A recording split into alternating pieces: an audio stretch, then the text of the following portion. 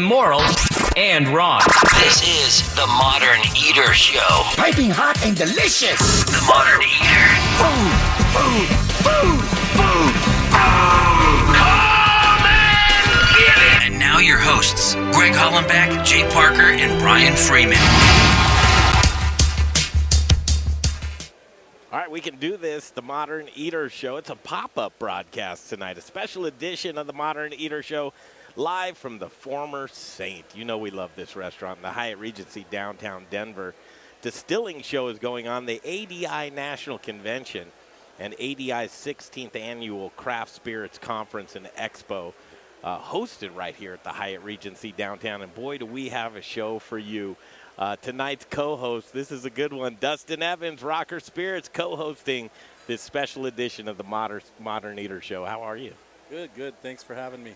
You got a bunch of your peers here with you today. Yeah, I hope the Hyatt Regency brought up plenty of spirits. These boys will show you how to drink it.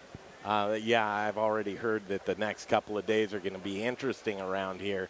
And a lot of things go on, and this is a gentleman we want to introduce to the show right now. He's become a friend, and he's the GM of the Hyatt Regency downtown. His name is Greg Leonard, and welcome back to the show, Greg. Thank you very much, Greg. It's great to be here, great to be in this company.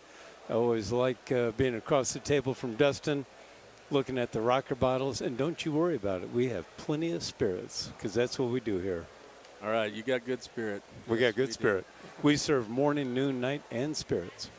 It's a fun time. Amen. We're going to have tons of distillers on tonight. We're going to talk about the distilling community. We actually have the president of the founder and president of the ADI, Bill Owens, is going to join us about 6:30, 6:45. But it seems like I'm in the Hyatt 2-3 times a week these days. I was just here for Collaboration Fest. Yep. The other day on Saturday. Yeah, you constantly conventions. You have now this real nice restaurant in former Saint. What a great addition as you're settling into a couple months in. Yeah, it's a tremendous addition. We opened up the day before Thanksgiving, and I tell you what, it's been, as I'm looking at this rocker bottle, that's how I would describe the last few months. It's just been rocking in here. So it's been wonderful. The food is great. The beverage program, everything is very Colorado-centric, so every beer on tap is Colorado, every spirit in the well is Colorado, a lot of it very even locally, more local than just Colorado, Denver. So it's getting a real good hit. It's a great place, a lot to look at. Service is great, and it's a wonderful location. So it hasn't stopped. We have kept on rocking. Centrally located. How do you do it, though? Here it is, Hyatt. Big name hotel, and the local aspect is just off the hook. You guys really embrace the community. Is that an easy thing to do, or just a no-brainer to you? Well, it wasn't. I wouldn't say it's a no-brainer. It's something that we certainly took that approach right from the get-go, that we wanted to be very Colorado local-centric, support our local economy. I mean, even the coffee that we serve, it's not the corporate brand. It is, it's roasted 5 miles down the street from us. It's Copper Door. It's a wonderful story. So coffee, spirits, beer, even the food, as much as we can, we try to source locally or regionally. So it's something that, from a corporate standpoint, we really try to make sure that our communities are better because we're in them. But some of the corporate programs, we just threw them out the window. And we didn't call Chicago and tell anybody. We just did it because that's what we wanted to do. Yeah. And it's our hotel, it's in our community, and we're doing what's right. I think you are, and to take it a step further, the people, the products, the services that you guys do utilize help our community out so much. And Dustin, you can talk about that point, being a local distiller right here in Colorado, to have that kind of exposure with folks that are coming through the convention center and the Hyatt downtown. That means a lot to you guys. Yeah, it's a tremendous opportunity. I mean, I grew up in a small community, and it means everything to create those positive partnerships that you can really lean on and grow yourself and gain exposure and credibility. And we're very thankful for the relationship we have here with the Hyatt and Greg. We don't, if he's going to throw me out the window, he's going to have a fight on his hands, I'll tell him. Oh, I'm not fighting him. Yeah. Well, you made it into his mom's heart Yeah. with your bourbon. Which one was the bourbon that she liked from Rockers? Oh, that was the. I think that was the port-aged Yes, sir. bourbon. Yeah. So, I mean, my mom is a bourbon fan from a long time. You know, Mississippi born, bred, and she's all about that. And she, stumbled across Dustin or introduced her to him, and she hadn't stopped talking about it yet. So I got to go talk to her and say, "Hey, Mom, can we break out the rocker?" She says, "Greg, I don't know. Is it a special occasion?" I go, "It doesn't need to be a special occasion. Let's break it out." So He is awesome. She loves it. 92 years young and still drinking quality bourbon. That's true. I mean, I couldn't hang with her this past weekend during the Irish festivities. She was embracing her Irish roots. Yep. she's getting low, though, on her bourbon, isn't she? Well, probably. We need to keep it streaming in. That's what I think is so cool, and to support that. We're going to see a lot of that tonight as we broadcast from the former Saint. Greg Leonard here with us, a GM of the Hyatt Regency downtown. You cannot start a show properly without a delicious cocktail. And you have a really cool killer cocktailing program, beer, a bar program, and Erik Schaeffer, who heads up your beverage program here. Erik's going to join us now with our friend John Stefanski. Hi, John. Stefanski. Gosh, I had it before the show just easily. John, welcome to the show. You two, as far as cocktailing go, I really like to watch you guys operate. But this past, I think it was 2 weeks, that 9 News did a feature, Dustin, right? Yeah, it was just awesome. We were very fortunate. 9 News came down and during Restaurant Week and talked about cocktailing program that John is lights out for us down there and creating just incredible cocktails, and then talked about the distilling process and all the local spirits and how the craft of spirits in Colorado is just advancing here. So let's make some cocktails. Okay, Erik here from the former Saint, and John, let's start with you. Erik, what are you going to put together? A little play on an old-fashioned here. Actually, 2 kind of choose-your-own-adventure old-fashions here. So we're going to start with a little runny honey. Wait till you hear why it's choose-your-own-adventure. Do you know why, Greg? Choose your path through Cyberland. Don't forget to check us out on Instagram and Facebook for all the fun photos and videos. Get Just that over. He's done a fantastic job. So Only a few people know why it's choose-your-own-adventure. Couple of specialty source products that you have here. First of all, you're starting out with some Bear Creek bourbon. You'll hear from Jay Johnson in the next segment from Bear Creek, along with Nick Hutch from Rocker Spirits, who's their distiller.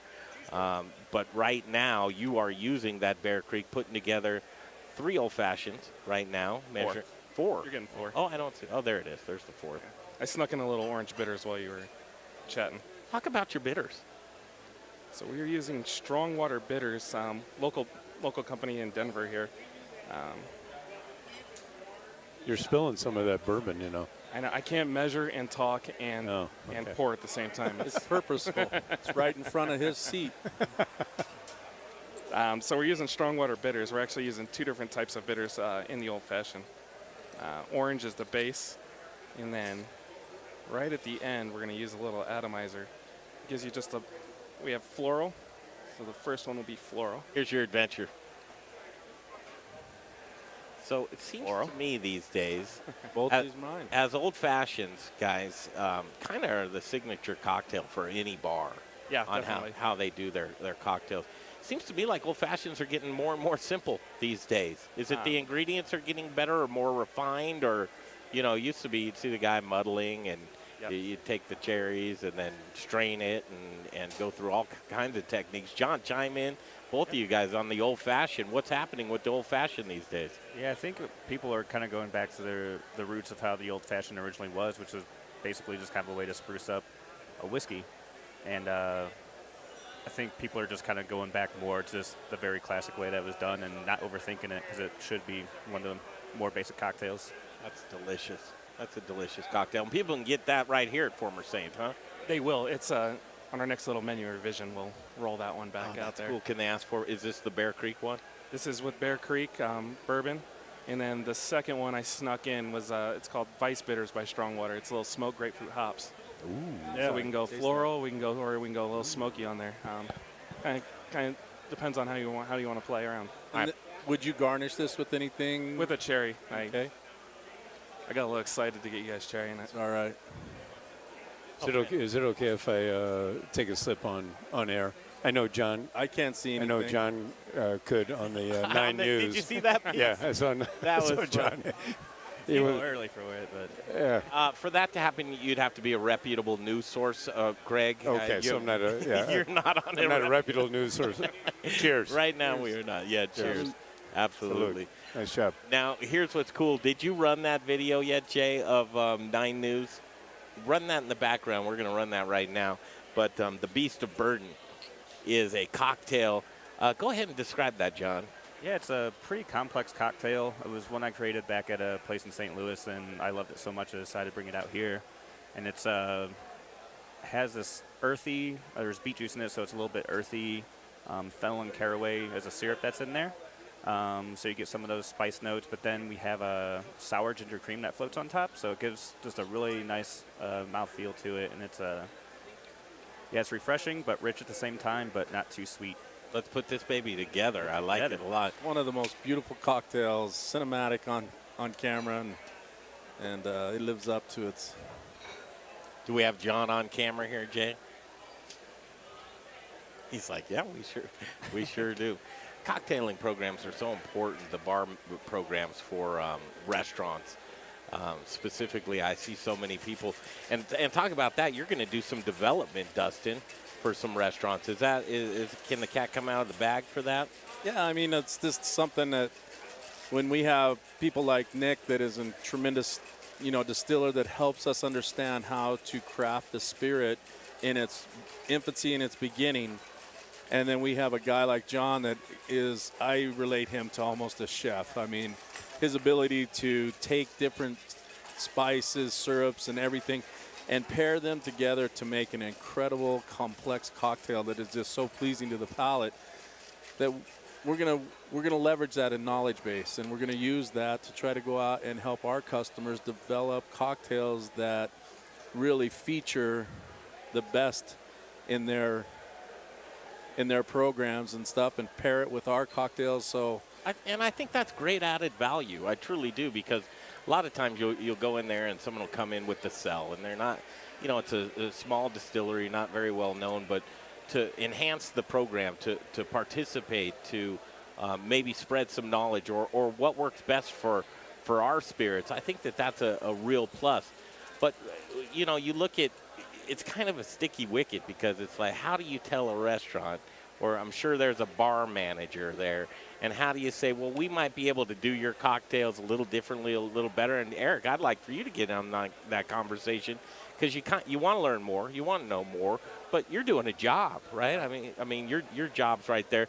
But to partner with folks that are selling spirits to you and to get new ideas, I think that there's a one-up for that. Yeah, definitely. I think it's industry-wide is we're all looking to help each other out, and any way you can make the cocktail shine is what we're looking for, and it's the guest on the other side that matters the most, and if we can provide them the best experience, the best product, that's what we're looking for. Greg Leonard, do the play-by-play on what you're seeing. Oh, I tell you what, this is amazing. I saw it on 9 News, but seeing it here in person is pretty cool, as it kind of whips that around, and then that beautiful red beet juice kind of floats to the top on that too, gets a nice little floating. Now he's going to throw on the pièce de résistance, right? What are you putting on there? Smoked paprika is going to be smoked paprika on the top garnish. Right, just garnishing right on top. I think what you're talking about is really it's that partnership, and we see that more and more. We see that with the ADI that's in right now. We saw it with collaboration. We've seen it with other events that we've had in here, where it's all about how can everybody make the industry better, for an overall standpoint.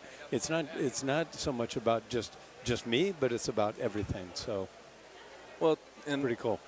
My belief is that the success of every business is built on relationships. Greg, you know this so well. As I grew up in a small community, my father was the local milkman, and he couldn't have done it without the relationships of the farmers and everybody around us, and my brothers and my mother, and those accounts. And and partnering together is success. So that's what we want to do. But it is a slippery slope when you walk in and you talk to Greg, you know, to Erik, and I'm always like, I'm not here to tell you that we're better than your team. Yeah, but this we is want a to be a delicious player on your cocktail. team. That is an Let's amazing talk about cocktail. it, right?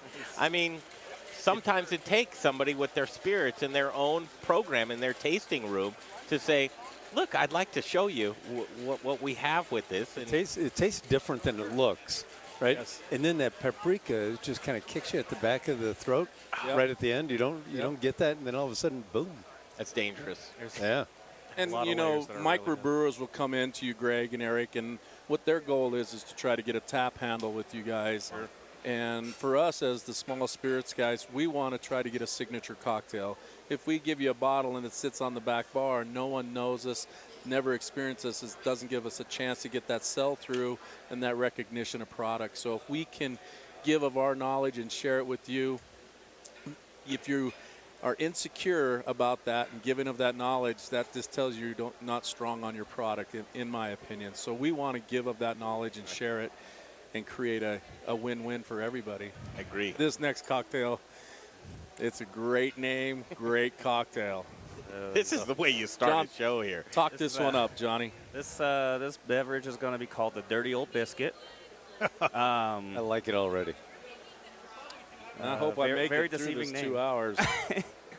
This might be a 3-hour show. Yeah.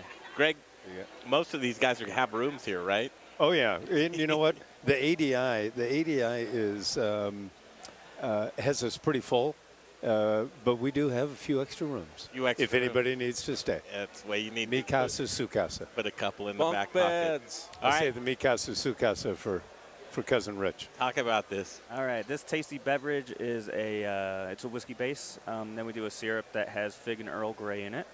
And then we, a little bit of our whiskey we also infused with Bing Cherry is in there.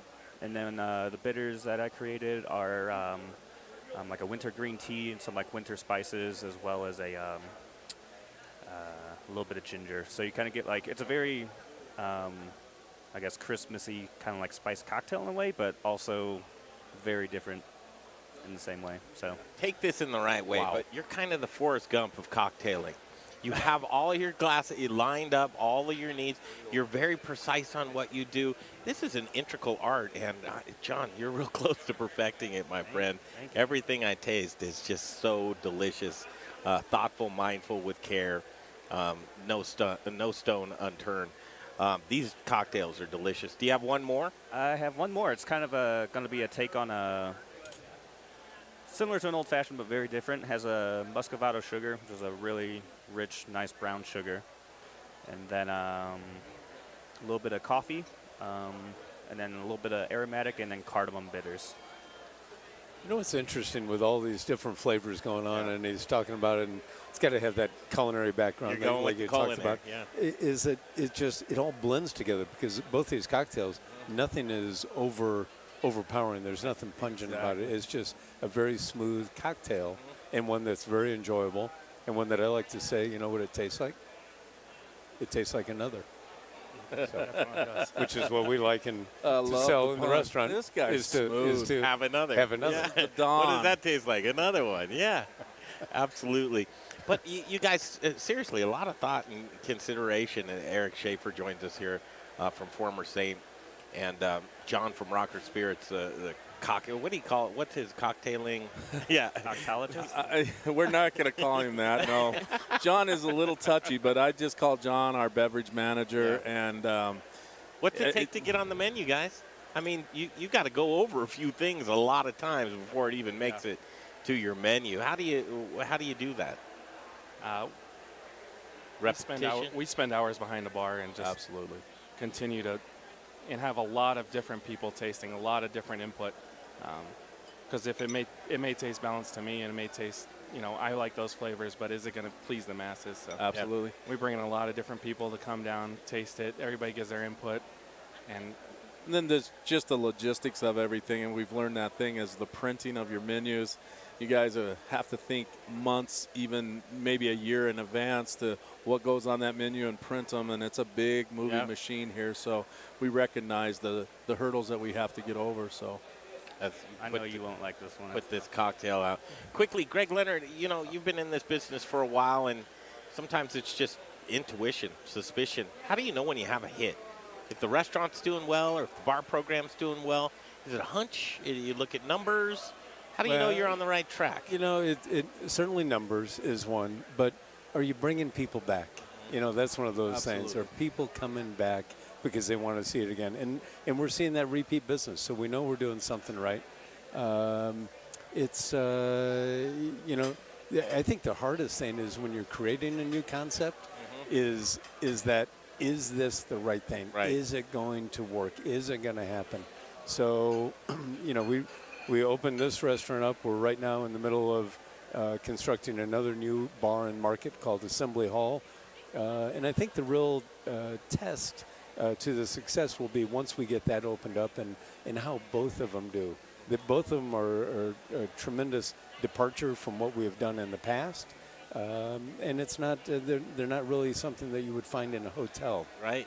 So I think one of our goals is that we want people coming in here and saying, who runs this place? Yeah. Who owns former It's so Saint? funny you say that. And we really thought about that at the beginning, that we wanted to throw out the corporate book and not have that. So that's why we've kind of opened it up to whether it's the beverage with Erik or whether it's the culinary team with Chef Paul and Pearson and Chef Matt.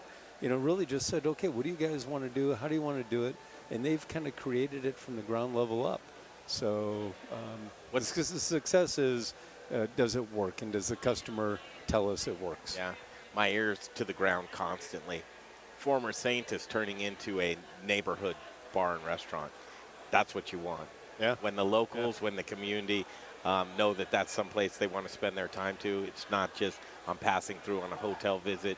Right. That's when you know you're onto something. So I think you see it on a greater scale, too, is that you're seeing a lot of the large companies trying to scale it back and get a little bit more personal touch to the community that they're in. The big brewers are trying to take a page from the small micro brewers that are reaching an audience that they thought that was beyond them, and they're trying to retool their ship. And I think that you guys are possibly doing some of the same stuff, and I think it's commendable because there's a big movement. Everybody wants to know where their food comes from. They want to buy local, shop local, and I think that's a very strong business platform that you guys are approaching. that's our ethos. I mean, We got to keep sharing that story and pushing it out, because it makes all the sense in the world to, promote local and support local, and it makes a difference. This last cocktail. What is this last cocktail? Oh my gosh! Thanks I'm for telling keeping you, us that on tastes track. like another. What do we have Yeah, here? tell us about this Yeah, one. the name of that one is the Black Me Out, which is I was always just wanted to name a cocktail that. But yeah, similar to that old-fashioned, very whiskey forward with a little bit of coffee, that nice brown sugar, aromatic and cardamom bitters. So good. Coffee and cardamom are one of my favorite pairings.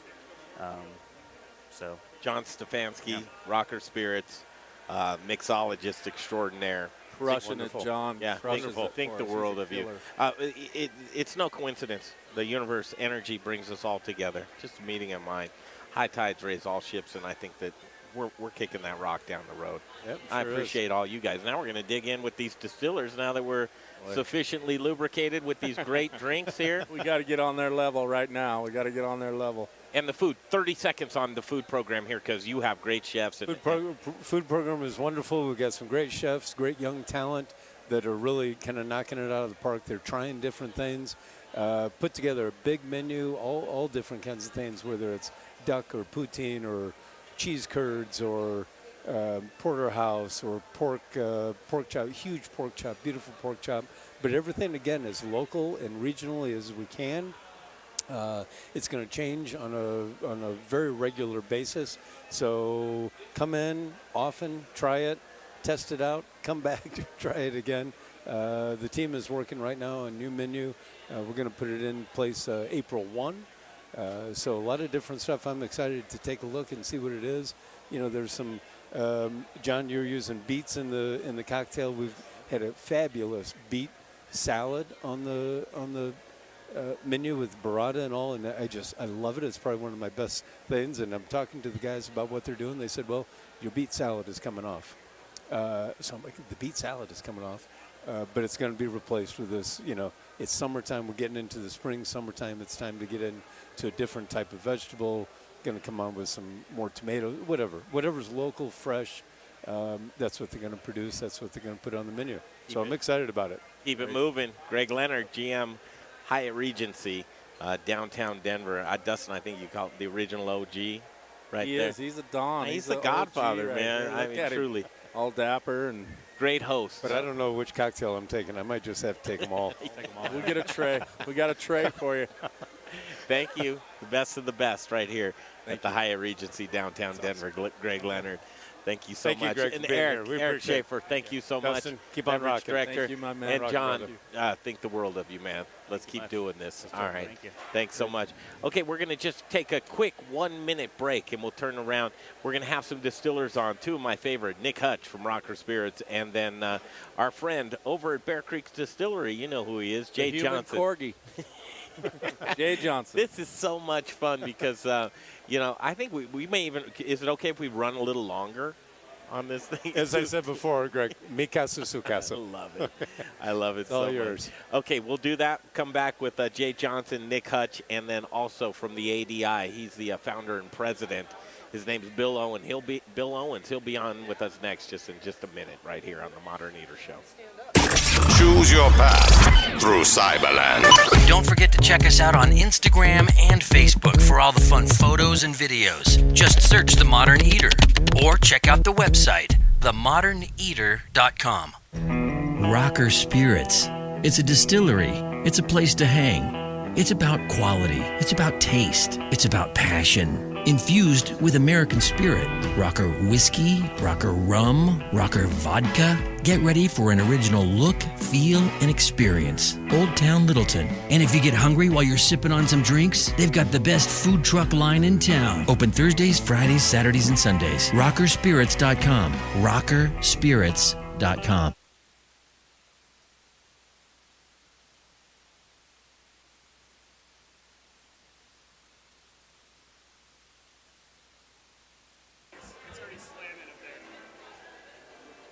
All right, we're back. That was a quick one. 1 minute there. I got to thank Greg Leonard. Thank you, sir. Yeah, absolutely. Yes.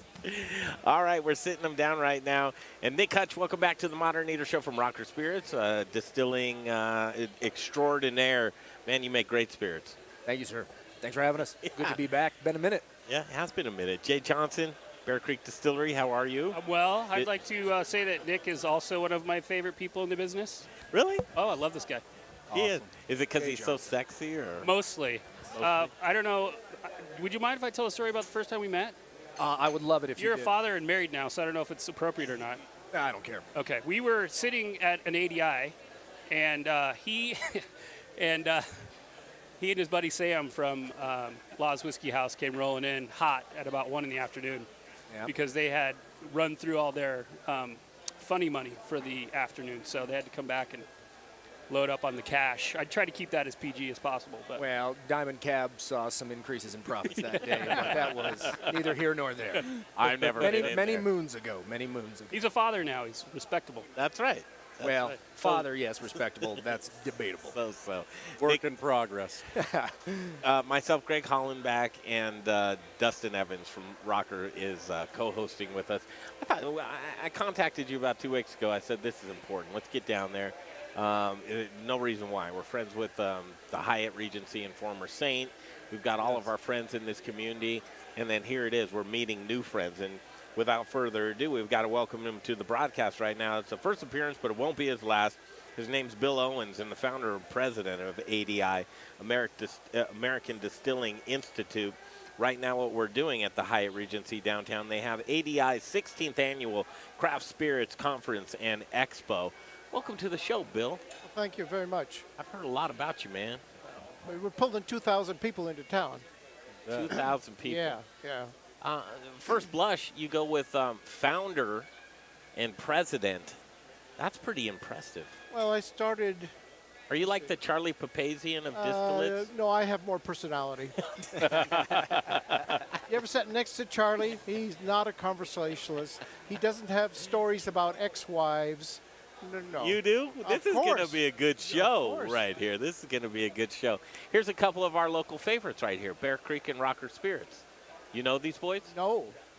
We've been, I got to get around. Bear Creek has a Bear good- Creek's right here. in Bear Jay Creek has a Johnson good reputation. And Rocker Spirits. I know of, but you're Rocker Spirits Yes, also. sir, Okay. yeah. I didn't make it. Spent 2 days and I've hit 10 distilleries here. So I needed a third day to get around. I did go to Block. I did do some of the new generation, and I went out to Rootstock Yes. to see that big malt house. It's incredible. Yes. Well, I can't wait to Up turn there you, in Loveland, yeah. turn So you what's on your to these overall guys. opinion so far, what you've seen? I How's Colorado? am really impressed. We went up to Lee's, and we went by 291. The quality of the cocktails is another generation. They're incredible. Yes. They've just this whole frontier has been pushed, and everybody I talk to, I say you're going to make 30 to 40% of your profit off of your cocktail bar, and it's true. That's where you're making your clean money. I think it's a necessary leg or a revenue stream in every young distiller because it is your cash flow for your first few years that helps you get to the other side of that hill. Yeah, and those are your brand ambassadors. Every person leaves there happy, talks about you, and they come back with their friends. But we were sitting out at Block, and you could sit outside, you could watch people go by, and the cocktails were just extraordinary. And I mean, it was, whoa, this is the next wave is this cocktail renaissance. And I read about it in some magazines, but I haven't really experienced it. You think it is right now, because what I've been seeing with these distilleries here locally, and I can't speak nationally because I'm not that well versed, but I am fairly well versed here locally. There's a lot of emphasis that goes in on these gentlemen's tasting rooms. I know Debo there does a fantastic job with your bar program. We heard from John here that does a great job with Rocker Spirits, and we're seeing more and more of that emphasis on the tasting room. Train a mixologist. Yeah, it's a lot. Costs you a lot of money and time to get that balance and use what local ingredients you can, but to really make a great cocktail at $11, and people $11 doesn't matter. and here the laws are such that we can't use anyone else's spirits in our cocktails. So we sort of utilize our cocktail, our tasting room as a deal closer. Like back when I was doing sales, you try to get bar managers and owners of stores in at any cost, because when they come in and see what you've got going on, they get it. They're like, oh, I understand why you're charging $55 for a bottle of whiskey, because this is the high end thing. It's the whole experience. Right. And I think, to your point, that's going to be sort of the model moving forward. I see a lot of brewers models of if you're going to make money, get out of just distribution. When you're a small micro brewery and distillery, that 80% of doors open, they're out. It should be 80 in-house and about 20 out of the house. I don't know how that works out with you guys. Nobody can get to 80. Most of them about 30 to 40%. Really? Yeah. But there's plenty of market share. We're only 2% of the industry. So there's plenty of shelf space at liquor stores and restaurants and bars. Just walk into a bar, even here, I bet you 50, 60% of the alcohol is commercial, Diageo, and big brands. So we got to slowly bump them off. And that'll happen in time as you educate the bartender and educate then the managers and the buyers and then the wholesalers. So it's a long card game to get everybody in line to get that product. It's a lot of work. Yeah. Is that driven by the distributors, Bill, more? The large accounts have those national brands? They're buyers, and they're trained, and they know what the profit margin is on it, and they control the market share for sure. Here you're a liquor control state, right? No. No, you're not? No. Okay. No. So you can set your own price. We can. Yeah, so and we self-distribute, and we try to go out and build those grassroots relationships like what Jay and Rocker has done here with the Hyatt, and build those partnerships, because it is the relationship that is the strength of your success. Completely. And being in a neighborhood. And I think it's important for conventions like we're experiencing here with the ADI's Craft Spirits Conference and Expo, that these are opportunities for folks, and thank you for being in Colorado this year, by the way. That's great. Where do you usually hold it? Is it rotating? All over the country. It's very funny after we decided in Colorado we're having a staff meeting and say, who's going to be the keynote speaker? So I'm not going to hire a celebrity. No Bill Cosby? None of that. Yes. And other kinds of movie stars, or actresses to be the brand. And suddenly I realized, wait a minute, I know John Hickenlooper. Boop, boop, boop. And he said yes, so he's going to be our keynote speaker. So it's really... Wait a minute, it's just boop, boop, boop for you, and there's John Hickenlooper? Yep, because we know each other for 40 years. Yeah. I knew him when he was... the first time I met him, he's down on his hands and knees pulling nails out of the floor, building his brewery, I mean. Yeah. But, he knew who I was because I had Buffalo Bill's Brewery, and I published American Brewer magazine, so you all know who you are, but... I followed him as the governor and whatever. I never thought I'd email him and say, hey, come and speak at our conference. So, is your roots brewing? I had a brewery for 15 years. I'm actually spent most of my life in journalism as a photographer. So I've got a lot of books out. I'm going to get famous right now. I've released, after 50 years, I have released my photographs of the Rolling Stones concert in Altamont. So you ever seen those photographs of the pool cues where people were beating? Hell's Angels, yeah. Yeah, those are my images. And whenever I publish them, I use an alias. I'm just going to wait till all those angels are dead before I let people know I took those photographs. So I have a new book coming out of Italy. So already the New York Times is called. I've done Skype interviews. I'm going to get famous because I have photographs of violence. Thanks a lot. Welcome to America. You can do a lot of things with that. You. You can do a lot of things with that fame. Yeah, truly, you can. All my time and love is in spirits. I see that. I've had a couple careers. I want to take an opportunity because you are here in Colorado, and we have two of what I believe some of the finest spirits here. Jay Johnson, talk about Bear Creek Distillery. So when we decided that we were going to launch this project, ADI happened to be here. So that must have been 2012, 2013? I think so. Absolutely, yeah. So that was sort of a launching point. Was our first ADI. So in my situation, a group of high school friends, eons ago, decided that we were done being grown-ups and threw our hats in a pile and decided to start a distillery. And the namesake for our distillery is where we went to high school here in a suburb of Denver called Lakewood. We're a grain-to-glass distillery. Our next batch of bourbon is going to be all 4-year-old barrels in our batch. We're not certified organic, but we are an organic distillery. By practice. This stuff drives me crazy. Why do you want to be organic? Alcohol's a poison. Well, right? Well, I want organic poison? Come on. Talk about it. My past profession, I owned a pest control company. So yes, I'm just poisoning on a different level now. Yes. So, we've pretty much, like Rocker, have been built up with a lot of elbow grease and grassroots and really relied on our tasting room to sort of launch our brand. And now we're available in over 400 accounts, push up into Wyoming and in Montana. Wow. We'd sell more whiskey if we could have more room for barrels. So, what are you guys going to see? I think the future also is a marriage of the brewery distillery. Because when you mash in, you can make beer or you can make whiskey. Right. And there's not many people doing that.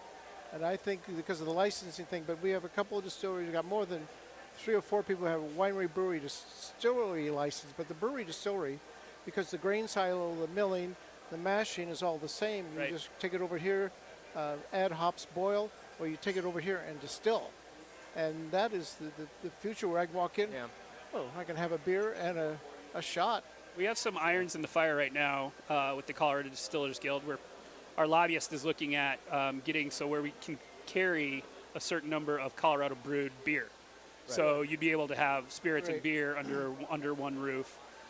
So we're also lobbying for additional tasting rooms. Right now we're only allowed 2. Oh, man, so that changes everything. Yeah, and that, you can have some satellite locations in. Okay, the other thing you guys are doing is I just learned about is your map. If you go to all 40 distilleries, you get 40 bottles. That's correct. I was actually on the committee for that as well. Oh my God! People take time off from work to go to all 40 distilleries. That was our argument, that it was going to take people a long time, and the first person did it in less than a week. Yeah, 8 days. 8 days. He was dedicated. God took 7, but you know. Oh my God, that would just drive the industry crazy, right? It's been a great tool for us. Great tool. Yeah, awesome. It's absolutely. So I got to spread the word. Also, you can say to people, if you can't get on the map unless you join the guild.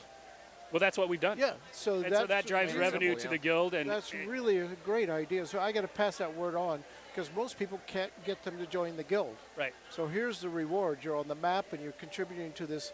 Right. You don't have to give 40 bottles, but give something decent. Well, it's not going to be quite as obscene this year, but our launch event is May 18th or 17th, forgive me. And what we do is we essentially throw a big party, kind of like what we're doing upstairs, and the winners of the Trail Award get that last year. And the way we're doing the Trail this year, at the end of each calendar month, we hold a raffle, and 2 people win, quote unquote, the grand prize. And the grand prize this year is going to be closer to a 10-bottle number. Yeah, but also I think eventually, as you get more money together, you could offer them a trip to Scotland or a trip to Washington State that has over 100 distilleries, and visit some other trails. Well, I'd like to, speaking of money, I'd like to throw a shameless plug out there. The Distillers Guild is still searching for a main sponsor for the event. We're looking for a beer sponsor, if anybody's interested in pairing up with the Colorado Distillers Guild Spirits Trail event. So I would say Tommy Knocker. Tommy Knocker, we know some people over there. Yeah, that would be a cool one.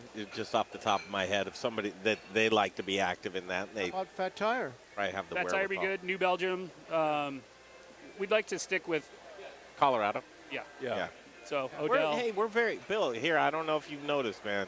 We stick together here We in do. Colorado. We're pretty proud of ourselves. Yeah. And we see that.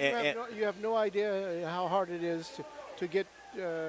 I always say is herding cats. Yeah. Everybody has their opinions on how it's to be done. I went by laws. Yeah. I mean, he's the purist there, right? He is. He's holding the banner, and if you don't fit into his banner, whack, you're out of the club. Well, Sounds but like I Al. love somebody who's Al's a friend Sure. of mine, and I think Yeah. he realizes that there's plenty of room at the table for a lot of different business plans. Yes, that's my point too. We're going to have a conversation about that probably in the next 15 minutes when we get together. What I estimate is a really cool lineup with Sean Smiley from State 38, who's the local Colorado Distillers Guild president, Michael Meyers, Distillery 291, who's breaking all kinds of records with their booze and being tasted with a whole different. Please don't say booze. That's a negative word. Hey, With listen. his whiskey. Come on. Hey, Greg, Jay here. Yeah, booze is negative as moonshine is a kind of a negative word. Why do you say that? I want you to You change taste the lexicon. You're like those yeah. liberals who It's- want to it's- change the it's- words and yes, meanings I'm of things. Beyond liberal. When it comes off the still, it's called new made. Call it new made. Don't call it moonshine. You do your And thing, I'll do mine, New Bill. made off the still is fabulous whiskey. It's not moonshine pertains to that popcorn Sutton image of the guys with beards down to here who I just trimmed mine, by the way. missing teeth. And Have all mine. I'm sorry, I look at those movies and I say, these guys are lying to me. You can't be out in the woods and you don't have a mill.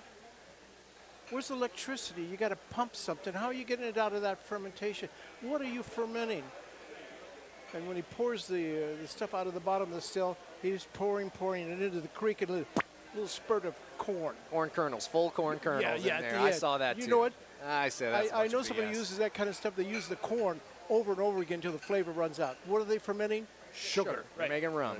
Making rot gut rum, no Yeah. temperature control. So let's move away to a new level in our industry and change the icons, the words, and new made whiskey and blending it and all the other things are going to make a big difference. Good luck with that one. I'll follow your lead on it. No, there's no good luck on it. It's happening. All right. I control I have a magazine. I control those words. We'll see how you change the lexicon. I've already done it. You have, huh? All right. Well, I'm still doing booze for now. Okay. Go ahead. I'll catch up. Bill Owens, they said he was a feisty one, and not to forget right now as he appears on the Modern Eater Show. From his convention, it's the ADI National Convention, And along with us, alongside of me is Dustin Evans, co-hosting here with me today from the Hyatt Regency downtown in the former Saint. They're such great hosts, and Jay Johnson from Bear Creek Distillery. And then go Nick Hutch, a family man, a spirit maker. You've jumped around a little bit. I mean, truly, you do a great job as Rocker builds its empire of stacked up. I'm not going to use booze anymore. What do you want me to call it? Distiller. Whiskey. Whiskey. Yeah, Whiskey. All right. Delicious alcohol. Or if you want to be a purist, single malt whiskey. Single malt whiskey. Not corn, single malt whiskey. Now, they just had their meeting, right? All the single malt guys had a meeting today. Oh, they did? Yes. They're trying to get a board together. I say, you're going to have a problem because everybody's going to be a purist on what they want and how many years it has to be aged and the TTB rules. We're not reinventing the wheel here. Right. Been done for many, many years. You know, I mean, that's everybody looks for something to differentiate themselves. Yeah. Look, fellas, we've been all doing this roughly the same way for probably about 1,000 years now, you know? So if it tastes good, it tastes good. That's why I always tell people, you know, what I like, I would be embarrassed to tell what I drink on a daily basis. So you drink what you like, and if that's what you like, pay whatever you think it's worth. I drink it all. Yeah. No such thing as a bad whiskey, just a better whiskey, in my opinion. I hear that. Okay, Sunday afternoon, I'm always doing chicken. I go over to the liquor cabinet. I say, what bottle haven't I touched for about a year? You've got a little dust on it. Take a look. And, like, I don't know anything about tequilas. Well, now I have a couple bottles of tequila, and I have to scratch my head. What's tequila? I don't know. I know it's from a cactus, and if you taste it, it's delicious. So I can do one tequila. So now I'm starting to fix some risotto, and the chicken's in the oven. What's my second drink, right? There you go. Well, maybe I need some fluid with it, so I might do a little mixed drink, some water and whiskey. Okay, now I've had 2 alcohol drinks. Now I got to look in, see is there a bottle of wine in the bottle in the fridge. And if it's on beer, I just won't drink beer before dinner because it fills you up too much. But, I'm pretty good on beer. I know my beers for sure. I love it. As we break off, dessert. I want people to understand the ADI and American Distilling Institute as Choose your path through Cyberland. what we're going to see here for the next couple of days. Oh my God, it's too much. Go to distilling.com. It's all on the website. There's a reception upstairs for all the Colorado distillers. Starts tomorrow at 8 o'clock. Anybody can walk through the door, pay admission, and there's 170 vendors in the room. So if you want to meet the guys who are making barrels, they're all here. If you want to meet the Chinese still guys, they're here. Vendôme's here. The German distiller with all the 32-plate stills are here. And labels and corks and all the people there. And you can walk around and meet them. And if you're looking for a new steam generator, right? Sussman's here. So you go talk to them and pick their brain. You know, what's the most efficient? And now I'm pushing heavy for everybody. Buy a Bain Marie still. Bain Marie. Double jacketed, softer on the boil, run by electric steam. That's the future. You don't want to hit that whiskey too hard. Bring it to the boil, direct fire. It works, but you can make a different quality with Bain Marie. It's just a double boiler. Oh, perfect. Yeah. What do you guys hope to accomplish being here? Networking. Jay Johnson. Yeah, you know, this is sort of old hat, you know. It's great seeing old friends, Michael, Sean, Sure. you know, Hutch, Dustin. So that's a lot of fun. Anytime you can get in front of your colleagues, and we're all about helping each other, right? So it's great. A lot of the people that come to ADI are just starting out or are getting the idea in their mind that this might be something I want to get into. Yeah. So, you know, we offer them our support and resource and as much as we can, but any FaceTime with anyone's a good time. So, you know, just out here doing my song and dance. Scratching and clawing. That's right, buddy. What we do. Shake hands, kiss babies. Shake babies. No. And drink other booze. Yeah. Sorry, Recharge Bill. your battery. All good. All good. It's nice to get around, like-minded people. Recharge your batteries. There's always this sense of just this invigoration that you get from these. You head back with a bit more tenacity as you go back to be better. The holy grail. When I meet somebody on the airplane, I say, there's only 400 people in America who know how to make whiskey. I'm one of them. Yes, sir. I have that secret. So that'd be $300, please. Yeah. And people want to, if you're sitting on an airplane and you're wearing a Nike shirt, nobody wants to talk to you. If you have a distiller shirt on, everybody wants to talk to you if you're in the distilling business. There's such a You've got- romanticism around Absolutely. the spirits distilling, and Nick and I talk about it all the time. Yeah, It's the romance. It's a pretty cool title Very that you cool. can do, and it's fun. It's Are an you easy way sticking around for a while, Bill? Pardon? Are you sticking around for a while? Are you going to be upstairs, downstairs now? I will probably. I got to watch the Trump show tonight. Oh, Lord. He sent out 50 emails over the weekend, 4 or 5 of them bad-mouthing dead John McClane. Oh, My God! So I watched the Trump show, but I got to. I'm up at 5:30. I'm a farm boy, and by 7, 8 o'clock, I'm chilling out. I can't party to. I'm not young like these guys who can Bill, drink I've all seen night. you do it. Golly, I've seen you do it, Bill. I know, but no more. I'm wise. We have pictures, and we authored them. We authored those pictures just like those Hell's Angels. That's how we're gonna. That's how we're gonna get. Famous. That's how we're gonna get rich. We're going to buy that still you were talking about. Look at the lineup that's Okay. coming up next right here Motley with Crue. these. Okay. I want you to know I turned 80 this year. Salute. So to treat myself, I made a trip around the world. I was out 52 days visiting distilleries all in Europe and South Africa and Australia. Amazing. So the renaissance is universal. Not just the here. young people, the cocktail bars, the pride in working with I love it when they take me out and want to show me the dirt. This is where it comes from, this dirt. Smell it. And yes, and away we go. And that's very really cool. fun. Thank you, Bill. Good for you, Bill. We have Thank a, you for your we time have a very much. We have a kitchen up the way here. I'd love it anytime you're in town for us to host you at our kitchen and to talk more about spirits. No problem. Thank you. Okay, I'm out of Thank here. you, Bill. I'm Bill sorry we Owens. haven't met before. I'm sorry. It's been a minute, Bill. Good to see you. No. Jay Johnson, thank you so much. Thanks. This is, to extrapolate on my earlier, this is the fun stuff, right? We work hard, we hustle, and then this is sort of the cherry on the sundae. Where you come out and be like, this is what we've been up to. Absolutely. And it's nice to hear people say nice things. So Yeah. And allow me to say, curse words? No curse words. That's amazing. thank you. I'll let Jeff Dog know. We got- He's here yeah. I somewhere. got to talk to old Jeffy here before too long. Pointing at Bear He's probably Creek. taking a nap somewhere. He's always tired, isn't he? Hey, what's He works hard. interesting? That boy works. As Bill was on here, and I look at us here, right? Because we're beating the drum all the time. Yeah. Colorado, local distilleries.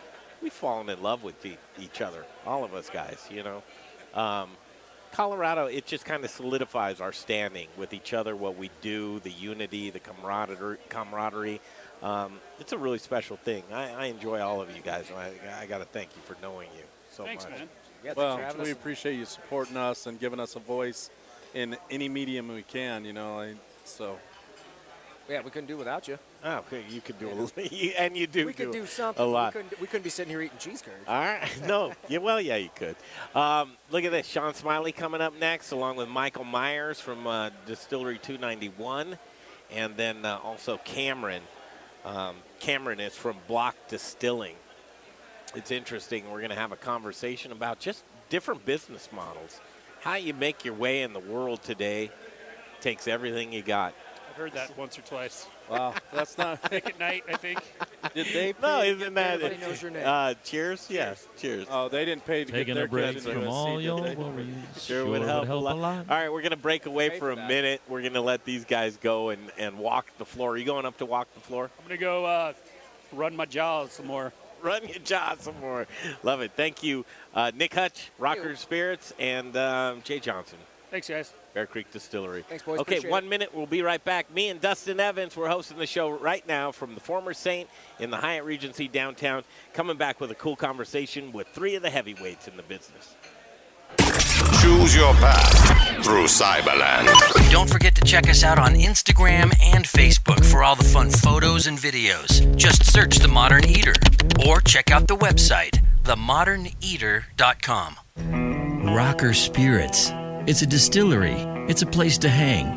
It's about quality. It's about taste. It's about passion. Infused with American spirit. Rocker whiskey, rocker rum, rocker vodka. Get ready for an original look, feel, and experience. Old Town Littleton. And if you get hungry while you're sipping on some drinks, they've got the best food truck line in town. Open Thursdays, Fridays, Saturdays, and Sundays. Rockerspirits.com.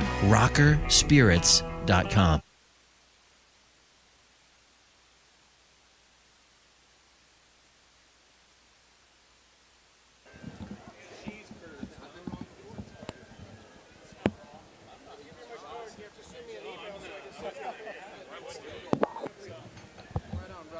Bill, I thought you were going to be a part of me. What happened? What? You're done. All right, this is fun. Are we back, Jay? We're back right here from Former Saint, the Modern Eater Show, doing a special pop-up edition. And, yeah, eat anything you want to there, Michael Meyers. Where the fuck? This is good. Special edition. Yeah, It's the Distilling Show. ADI National Convention, ADI's 16th Annual Craft Spirits Conference and Expo. And we're lining up the best and the best. We've got a great distilling community as myself, Greg Hollenbach, and Dustin Evans co-hosting from Rocker Spirits. And lining it up. Look at these heavyweights right here in the room with us right now. We'll Three wise men right there. Start from No, right. I don't think so. Start from right to left, and really cool. So here you are, Your world right, traveler. my left? My right. Your left. No, you're right, and I'm left. Michael Meyers, Distillery 291. How are you? I'm well. How Good are to see you? you back here, man? You were traveling a little bit, right? I have been quite a bit. I don't even remember. Atlanta, New York, Miami, London, Malibu. He's been everywhere, man. Been a few places. Yeah, Cameron, I saw you a couple days ago. Yeah, I was on the show with At you the Saturday. That was awesome. On Saturday night, Block Distilling. So welcome, Cameron, back to the show. And then Sean Smiley, the #1 instigator, the man, the myth, the legend, the 2 and only. Here he is. He's got a beer and a couple of drinks in front. Will you I don't hand even me know one those of drinks those came beers? from. Yeah, no, You this want is to my try beer. that? Hand me that one I do? right over there. You want this one? That far beer. This I know, one? We have cocktails. The full one. That'll be $2. $2? That's That'll be it? cheap. I'll do that all day long. Sean, how would you introduce you? You wear a couple of hats. Owner of State 38 Distilling and president of the Colorado Distillers Guild. Quite the title there. Yeah. Do you have any responsibility with that? None. Zero. No, just get free bottles from these guys. What are the responsibilities? Empty pants. Whoa. Empty pants. Is that the twin comment? I'm just That's how you Big make pants. twins, yeah. It's going to get interesting here in the next I told you. couple of segments right Gotta now. get down on that level. This is really cool. We've got four really great local distilleries here in Colorado. And what's interesting, here's what I want to do, is let's just go down the line here. We'll start Michael, Cameron, Sean, Dustin. Talk about your business. Talk about your style, your business model as far as production, what you have in the way of whiskey, when the whiskey was released, how long it took you to come to fruition with that, other spirits that you have available. Let's have that conversation. Michael. Oh, boy. So I started in 2011. My first distillation was September 11th, 2011.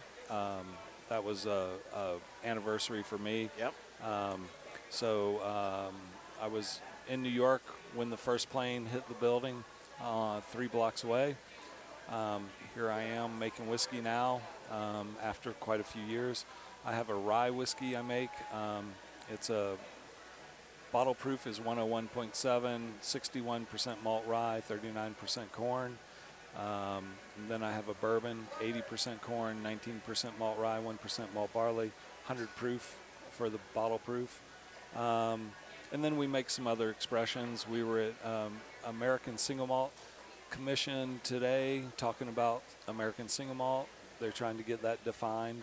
So our experimental batch, which is our E label, we just came out with 2, batch 4 and 5 were 2 single malts that we made about 2 years ago. We bottled it over the fall, I guess, and still a little bit of it on the shelf, but not much. There's like 238 bottles of one of them and 300 and something of the other. So Any vodka? no vodka. Any gin? Whiskey only. Whiskey only. Boom. Whiskey only. Well, I'm lying. I make a liqueur. It's whiskey based. You still it's doing called the deck. Yeah. the Yeah, deck. but no, whiskey only. I set out to make whiskey. I make whiskey. It's a hard road. But the rye and bourbon are my very first recipes. A little change to one of them, but yeah. And then Bad Guy was my third recipe. Got me 95.5 points from Jim Norrie's Whiskey Bible, and yeah. Yeah, we're going to cover truly just making a mark in this business, and I can't wait to circle back. This conversation will make sense in a second here, guys. Cameron, the Block, Excuse me. So the block is a concept that we had and started distillation in September of 2017. We're up in the Rhino District in Denver. We started with vodka, 4 different seasonal gins, and a coffee liqueur. In the meantime, we've been producing whiskey since we got permission to operate. For us, that means 53-gallon barrels, open top fermentation, and a full 2 years age time at the bare minimum. So that means there is no whiskey yet. The first whiskey will be released in December of this year. It will be a 4-grain whiskey, wheat, oat, rye, and barley. And then about 6 to 8 months after that, we'll switch to a bourbon recipe. The bourbon is a double distillation with yellow, red, and blue corn, millet, and barley. So just very two distinct, different models there. All whiskey, all bourbon, all the time. Right, Michael? Right, exactly. Right. Block, tasting room, gin, vodka. Yep, big tasting room with full-strength cocktails and whiskey on the way. People at the time, and yep. 2 years, you're a year into it. How long? Year and a half into it. Yeah, Yeah. and we've seen you since day one. Just trying to get it open. Yep. Type of thing. Turns out there's a lot of red tape. Took a lot to get open. These boys sitting here with you know Governmental. exactly Yep, what our you're talking government. about. Michael, drink to that, right? Yeah. I got to tell you, drink to I that. went and saw the block. I hung out with Kameron for, I don't know, 2 or 3 hours, would you say, last summer? I'm good for right now, but give me a minute. Wait, this is... I'm mid-conversation. It's not good for radio. I got a face for radio, and I don't want to drink while I'm talking. I tasted his... and he had the oat in there, which we don't use oat in our... We do 4-grain, but we don't do oat as part of our grain. And I got to tell you, that oat grain and that whiskey puts it to a whole new level. And it's inspiring me. It really, I mean, we do corn, barley, rye, and wheat, right, for our 4-grain, for our bourbon. But this oat thing that he's doing with his whiskey it's exceptional. It really elevates it, and I'm extremely excited for when they release this whiskey. I appreciate that. Thank you. Cameron, close your ears, but I have my ear to the ground, and everybody I talk to says, watch out for the block. You're doing good stuff. That's good to hear. And if your name was Jenny, it would be fucking awesome. You can get that one in there, Sean Smiley. You can Sorry, do that. am I allowed to cuss? Well, no, yes and no. Yes and no. Bill, I dropped an F-bomb, I heard, right? Did he really? That's what he said. He said he beat me to the punch. I don't know if I heard that. But Sean definitely solidified all of that. Yeah. Sean, you hear this? Here you are, a purist. A bon vivant of sorts, a guy that ingenuity got the best of you. You tinkered with things at home. You're one of these guys who I see very often piecing together with your means and a passion for what you have, and all of a sudden, it's a business. Yeah.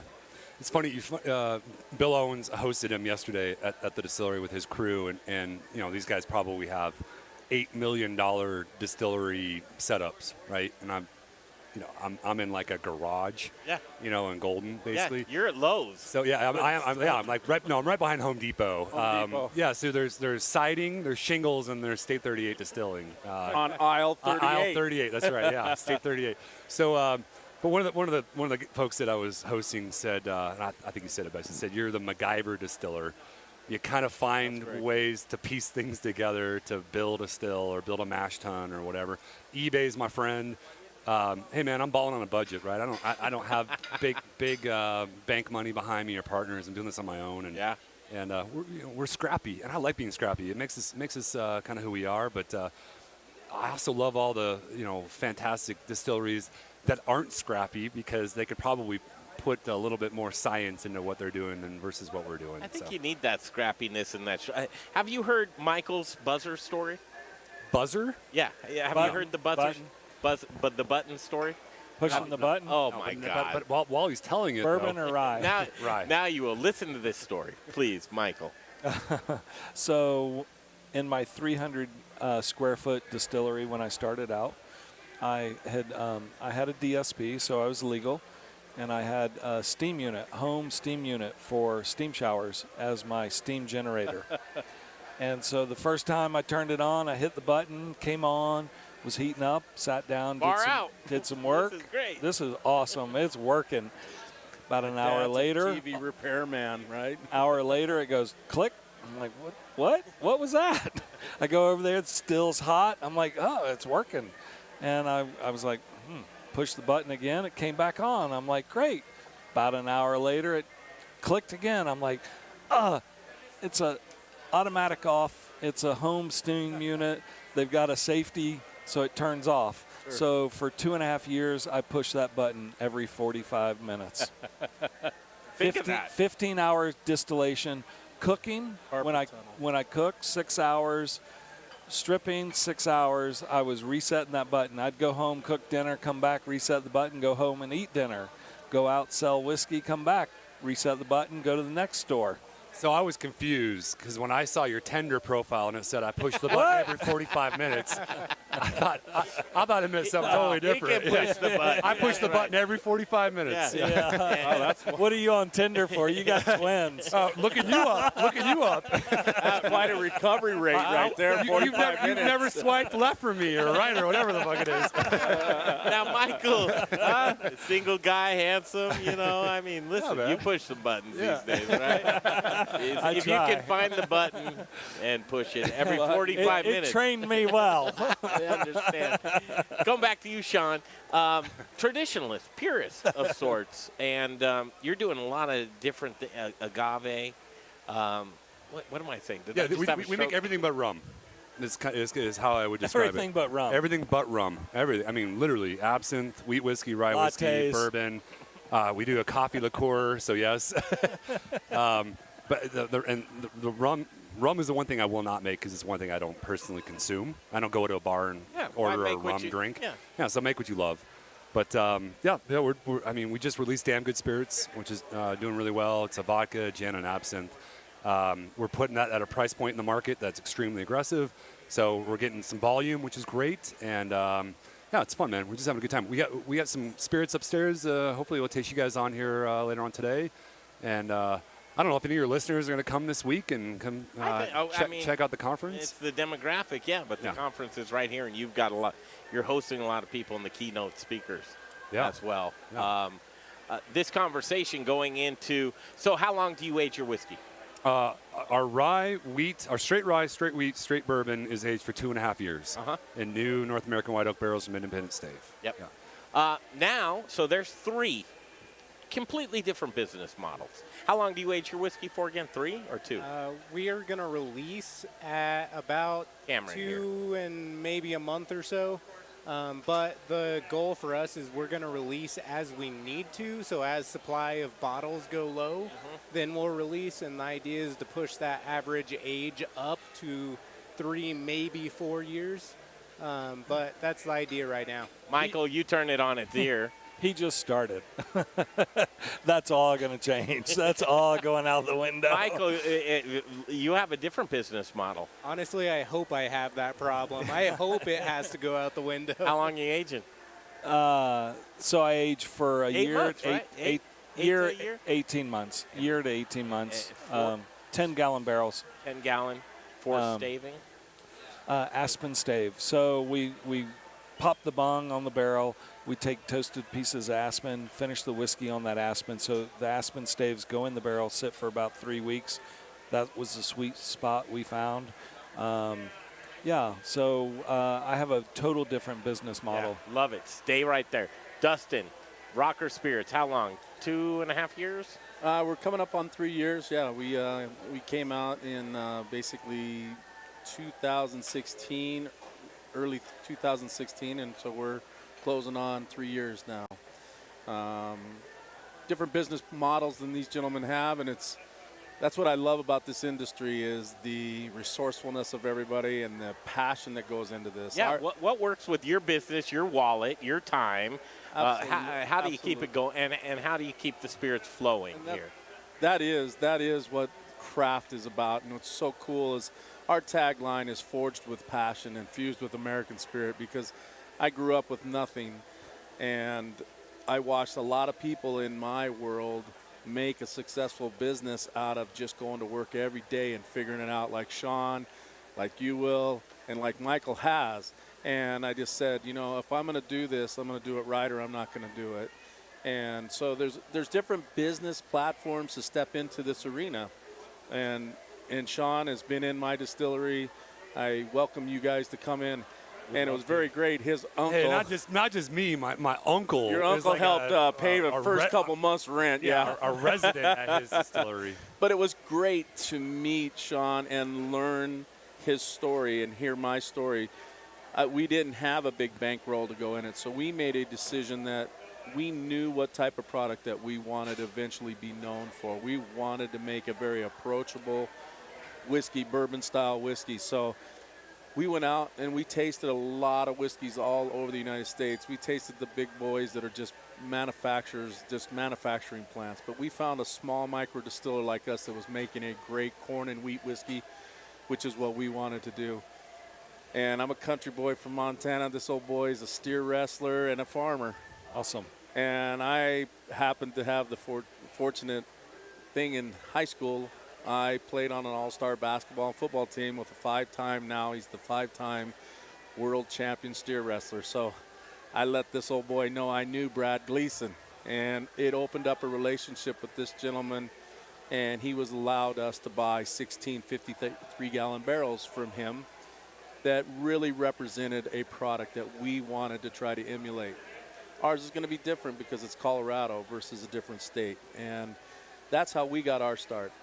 We have since laid down 228 53-gallon barrels, and we have committed to a 3-year aging process, a minimum of 3 years. Some of that is a business decision from the standpoint of as you start to take down bottles, you're going to start decreasing your backlog. So we want a little bit of a head start before the train catches up to the coal car there. Yeah. And so we feel like in 3 years, at the end of this year, we'll be over 400 barrels in aging.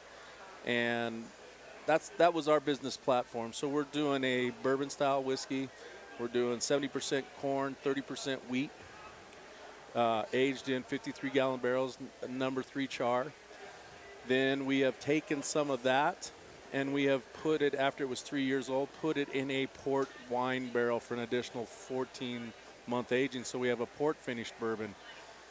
And then we have some, Sean's favorite, rum, that we've just taken a white rum and put it in used whiskey barrels, and it's just 100% cane sugar product, aged in used whiskey barrels for a minimum of 3 years. And then our rye, we have 53 gallon barrels of rye. Our rye is a 57% rye, 37% wheat, and the rest is malted barleys. And so it is a game of patience, as Michael and all these guys know. We're sitting there just patiently persevering, waiting for those days, which will be the end of this year, we'll be bottling. Hey, dude, that bourbon's good, by the way. It is very good. So my tagline's hard made the Colorado way. Awesome. And that's, we all hard make everything from scratch. It's awesome and amazing. I had a conversation the other day with someone, and it was an interview, and it was an interview for a young person to come to work with us and had worked in another distillery in California. And she was a little bit judgmental of the success curve that young distillery had. They were aging in 15-gallon barrels. They had met a success curve that they outsold their backstock. So they were sourcing some product, and I was like, I just don't believe in their passion. I go, I'm telling you straight up, if these boys are in it, they're passionate. They've got their heart, they got their blood, they've got their mortgage, they got their kids' college education at risk in this, because that's what attracted me to this industry is the people in it. I always say they're maverick, entrepreneurial, spirited people. That's why I want to be known to walk in this thing, because that's the way I grew up. That's the way I believe. Yep. So preach. To sit at this table with you guys, I want to be your equal, not dilute the market, not to hurt the market. Yeah. I want to be of equal. So can we have this conversation now that we've heard everybody's business model? I think it was about 2.5, 3 years back. Sean, you were on the show as a guest. before your title of president of the Distilling Guild here in Colorado. So you His Trump days. You were no. He was less. I paid for every He was vote, less by the way. political. This was. Oh, I still owe you 20. This was just you and your distillery talking about your beliefs and how that is. And I first brought Dustin on as the sponsor of the show. Well, let's go back. You took my class. I did take your class. I taught a whiskey 101 class. I have that certificate. And I gave him. I printed them out certificates He from didn't Kinko's. pass, did he? I did. He Yeah, passed. Just his blood alcohol. Yeah. Just his blood alcohol level. That's all he Jay did it passed. as well, man. And these guys both got little Kinko's certificates that say they passed the State 38 distilling whiskey class. That's Reluctantly, and have learned a lot through all of you guys throughout the years. But what I'm seeing is truly this is a business, right? At the end of the day, this is a business. So Dustin's a new sponsor on the show. Sean's on the show, and you're talking about what traditionally is the purest outlook. You got to age it for 3 years and untouched oak barrel. Honestly, not necessarily. I'm going to interrupt. Yeah, it depends. Hold on. Yeah. Sorry. Because this will get good. So Dustin's listening to this, and Dustin's blending at the time, just brand new, right? Yeah. And I see, here's what I'm seeing. I'm looking at people's different business plans of, okay, to the point of selling white whiskey, right? We're going to sell white whiskey. We're going to keep our tasting room alive. We're going to do the gin, and we're going to do the things to be able to make a little bit of money while we age our booze. Michael Meyers, 291. You turn it on its ear, winning awards from people that are blind tasting your whiskey versus others through people that are these purists throughout the years. So here's where the conversation's going to get good, and the business models. Are we progressing in a time to where this purist thought process of needing to suffer for, it sounds like my mom, you need to suffer as bad as I did. I'm not going to lend you $5,000 for whatever you need. Go ahead, Michael.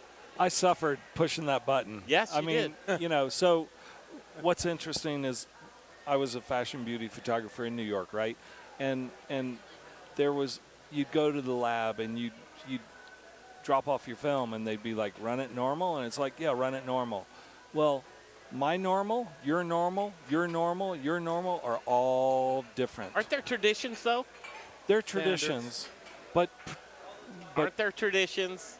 I mean, when you guys are getting in front of these, so you go up Kodak, here. Are you being judged by your business model? So Kodak. Do you feel you need to suffer from the block? Do you feel like we're not going to do anything until 3 years in to put our whiskey on the market? We're going to bite the bullet. Do you feel that that takes you to a different level of that street cred of like, these guys are paying their dues? This is a real conversation. I think a lot of people can learn from this. I really do. I would say that it's actually more important that we're doing it the way we think is right. It's not about what you guys think is right. But where did your philosophy here, came from it is somewhere? You're an inspiration probably now, Michael, to young distillers out there that are saying, you know what, F that. I'm not going to wait 3 years. So mine came from being in a small space. And I could put like 5 10-gallon barrels in there, and it worked. So when my dream and my thought was 53-gallon, 30-gallon, whatever, eventually when I get in a big enough space. But it worked. And why? You know, I had a Brown Foreman person tell me, don't change it. If it works, don't change it. And that's where I am. So, and no disrespect, 53, 30 gallons, whatever, 15 gallons, whatever you're in, it works. It's your normal. It's whatever your normal is. And for us at the block, it's about sitting next to the people that we drank and inspired us to even open the place. But are you sitting on a pile of money, man? No, because you're invested in the future. Hell no. Like that's tough to keep those walls open. Pay the electricity. Try and have people come in and buy some gin drinks.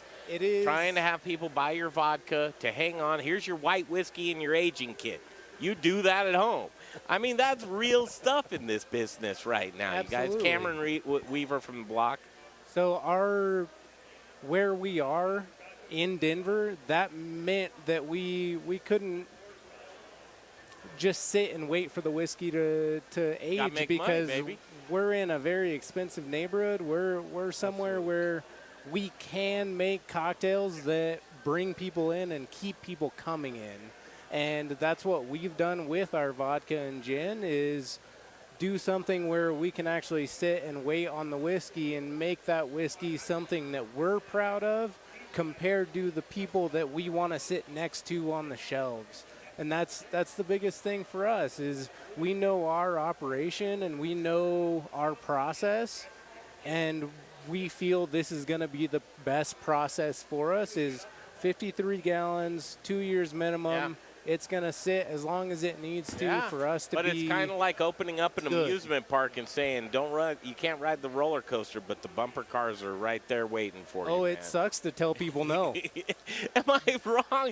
I No, mean, you're not wrong. And so, That's Sean funny. Smiley, listen, you did it the way that you wanted to do it with your business model, but here you are now. Now you're a leader, truly. And so you're looking at so many different business models now, and your thought process. I know how it is when people are in my business. I want them to suffer. I want the pain to be real. I don't want anyone to suffer. Well, No, no, I really don't. okay, but that changes as you get to know people. And I want every single distillery in Colorado who are members of the guild to make money. You like that little plug in there? Yeah. Well done. Yeah. Well done. Yeah. If you're not a member, then F off. But Can I add that it's more about a community? Yeah, it's not about competition. It's about everybody bringing each other up and helping each other out. And we may do some things different, but I appreciate what Michael Meyers is doing with 291. I appreciate what Kameron is doing. I appreciate Bear Creek. These are my friends. Keegan from Stranahan's. Yeah. Look, Stranahan's is not a independent-owned distillery in Colorado anymore. That doesn't mean I don't love the shit out of Keegan. Yeah. Remember, this is a very progressive conversation, though. Yeah. If we get some of these traditionalist purists of who is that? Bill Owens. No, Bill actually, I hosted Bill yesterday. He said that his recommendation to new distilleries is to buy GNS and redistill and sell that. Where does He literally said that yesterday. He said, when I go see new distilleries, I tell them to buy the cheap shit. What's his thought there, Sean? Just to make revenue so that they can actually put barrels. Survive and put barrels up on the shelf. But you can make good stuff and not buy GNS. I mean, witness 18 months. This is some of what I the wanted best bourbon and rye, obviously, by its moniker that I've tasted. Thank you. So I mean, but does that to his get credit. you a little butthurt though, Cameron, to where you're hanging on for 3 years and you're seeing Michael Meyers out? No, at all. At all. He pushed that Not button. at all, because even though we could buy GNS and you could be selling your whiskey right now. In your tasting room. We likely could be, but we don't feel it's ready. And we will not sell it because we don't feel it's ready. That's right. That's the most important thing. I don't think it's your listeners may not understand. Yes, so let's they clarify understand. some stuff here. First of all, when you go into smaller barrels, you have more oak exposure. Yeah. And when you expose to more oak, you have more surface area exposure for the whiskey. That's why that works. If Michael Meyers in 291 was doing 8 months to 18 months in a 53-gallon barrel, ain't gonna work. Before you won these awards, there was some snickering going on though within the distilling community. Come on, don't lie. Probably, but right? literally, like what's Michael Meyers literally doing? my rye, Jim Murray's Whiskey Bible out of London gave my barrel number 2. So we're talking 2012, June of 2012, barrel number 2, 94 points. So. But at the beginning, that's high praise. I get it, though. That but was at the beginning. beginning. Before that, people are like, this dude's running scared, man. No, this man tasted my white dog. This is Erik Jett, my distiller now. He tasted my my white dog and was like, that's really good white dog. And I said I'll hire him at some point, and now he works for me. But what I want to say is now I'm going to lose my thought. I got to finish my thought because y'all cut me off. So good. I'm not going to let you go down. I knew this would be a I'm good not going to let you go down. Well, you're no, that. I'm telling you, there's something. You're the kid in the playground that's throwing rocks at the. No, I don't think so. Which is fine. I said to Jay today, I seriously it's said radio. to Jay today, no, I said to Jay today, if I was any kind of guy, I see this stuff I interview the distillers. Yeah. Every single week, a new distillery, a new business concept, a new business model. Oh, there's so I many. see the guys like Kameron many. coming in, he's like, and then I see Michael Meyers and I see you. Yeah. I said, I am not a host if I don't bring this conversation no, up. no. So don't throw a stone at me like that, like I'm trying to provoke a conversation. I think it's true. Well, first of all, your job is to provoke a conversation. So well done. Look, that time period, more surface area, smaller barrels, it makes sense, right? It actually truly works out. If he was doing 53-gallon barrels, it wouldn't work. If he wasn't winning awards, though, Kameron, you would be saying different things about I you. would. I would change. You would. Yes. I would change. Damn it, I'm sorry. So, Cameron, what size is your barrel? 53. What size your barrel, Sean? That's also on his tender profile. Packing 53 gallons in here. So I don't know what's the deal with tender tonight. I don't get what's going on with tender with me tonight. Yeah. So 53 gallon, 2 years makes sense. Okay? Which same for us. 2.5 years makes sense. 53 gallon. That makes sense. The barrel. There's science behind this, man. It's not just about. The thing that we aren't talking about is a lot. The old school, the old school folks are these old white guys who have been doing distilling for 50 years. They've been around the business 50 years, and all they've ever known is 53-gallon barrels. But that's it. fine. That's all they've ever known. And Dustin knows 53 gallons, but he blended. He said, "Okay, I'm going to blend." So he was the in-between guy. Yep. Well, and so, and as a representative of the guild, I'll tell you that's not uncommon. Actually, there's very common in Colorado. Why don't you blend? Probably the majority of distilleries. Nationally, big boys do it. Everybody does it. Actually, it's in Colorado one alone, path. It's one path. What I judge by, and is your heart. I hear your heart. I hear your passion. I want to hang. Right. I'm a kid on the playground, and if I'm picking teams, I want that guy that has heart. Yep. I want that guy that believes in what he's doing and who he is, and I'm going to put my effort, my knowledge, my backing behind that. I want to be one of the guys that is recognized for their heart and their commitment, integrities to the brand and to the process of making great spirits. 18 months. I agree. An agave spirit that's out of this world.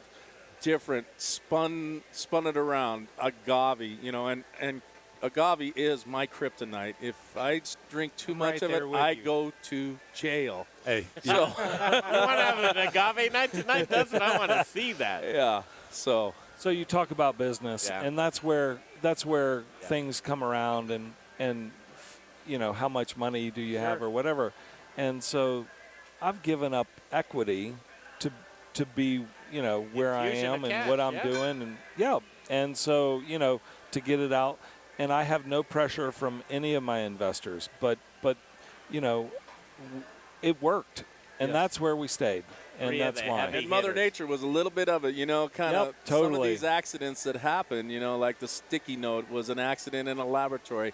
If you had a bigger facility, you would have used that, but God blessed you. I used what I had, and all of a sudden you were making incredible products. Same thing, and I'm reverent to that. I always say a wise man learns from his successes and his mistakes. A genius learns from someone else's. So I want to see what you guys do well, and see what I can do. And I just want to walk this road with you. I don't see you as competition. I see you as an equal, and say, inspire me. Our competition is the big boy. Shelf space from the big boys. Yeah, that's it. We're still a very small percentage of sales. Yes. The craft industry is in relation to the Brown Formans, the Proximos, et cetera. So we're still roughly 7% in the distilled spirits world versus the bigger conglomerate mass distillery owned companies out there. And the difference. So craft beer, there wasn't great big beer. The big beer was, which I love, Coors Banquet, which is local. For me, that's of local. distribution. And I'm drinking your then beer, by the way. and then craft beer came along, and it was awesome beer. And then craft whiskey, big whiskey was really good whiskey. And so craft whiskey, craft spirits had to come up and be really good. to fight those guys? There's a story. I went to a conference, actually an ADI conference, coincidentally, like 4 years ago. I'll tell the story real quick, and then I got to go back and start pouring some more booze. But Starbucks came out with craft coffee, right? This guy puts out this chart, and it shows Starbucks, and the Folgers coffee crystals world was over, right? Our parents were drinking Folgers with the little crystals in it, the sugar crystal things. And then Starbucks came out, and it had this steep incline of new stores and business and revenue, et cetera, and all these other craft coffee things came out. 7 years later, almost identical, 7 years later to the day, craft beer came out. Dogfish Head was, kind of the ambassador of that whole movement. And then we went from drinking PBR, Coors Light, Budweiser, et cetera, to Dogfish Head, pumpkin ale or whatever the hell their beer of the month is. Blue Moon came out and all that stuff. So that took off. Exactly 7 years after the craft brewery boom happened is when craft spirits happened. So it's this bizarre 7-year cycle. But I have to tell you that the next 7 year? Probably craft marijuana or something like that. We are in Colorado. Craft Cialis. We're gonna tailor Viagra to you. What kind of night do you want? I'm about a 12.5 minute guy, actually.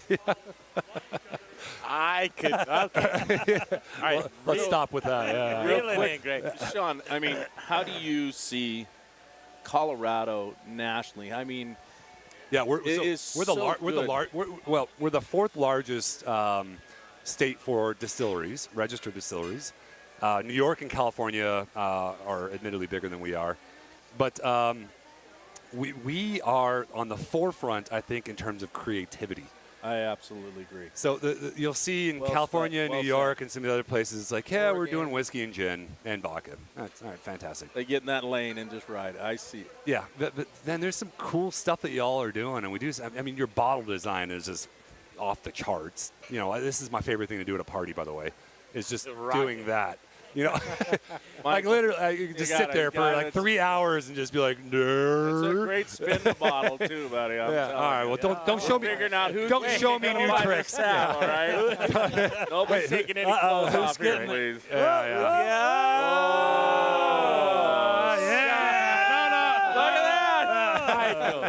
All right, we'll see you after class.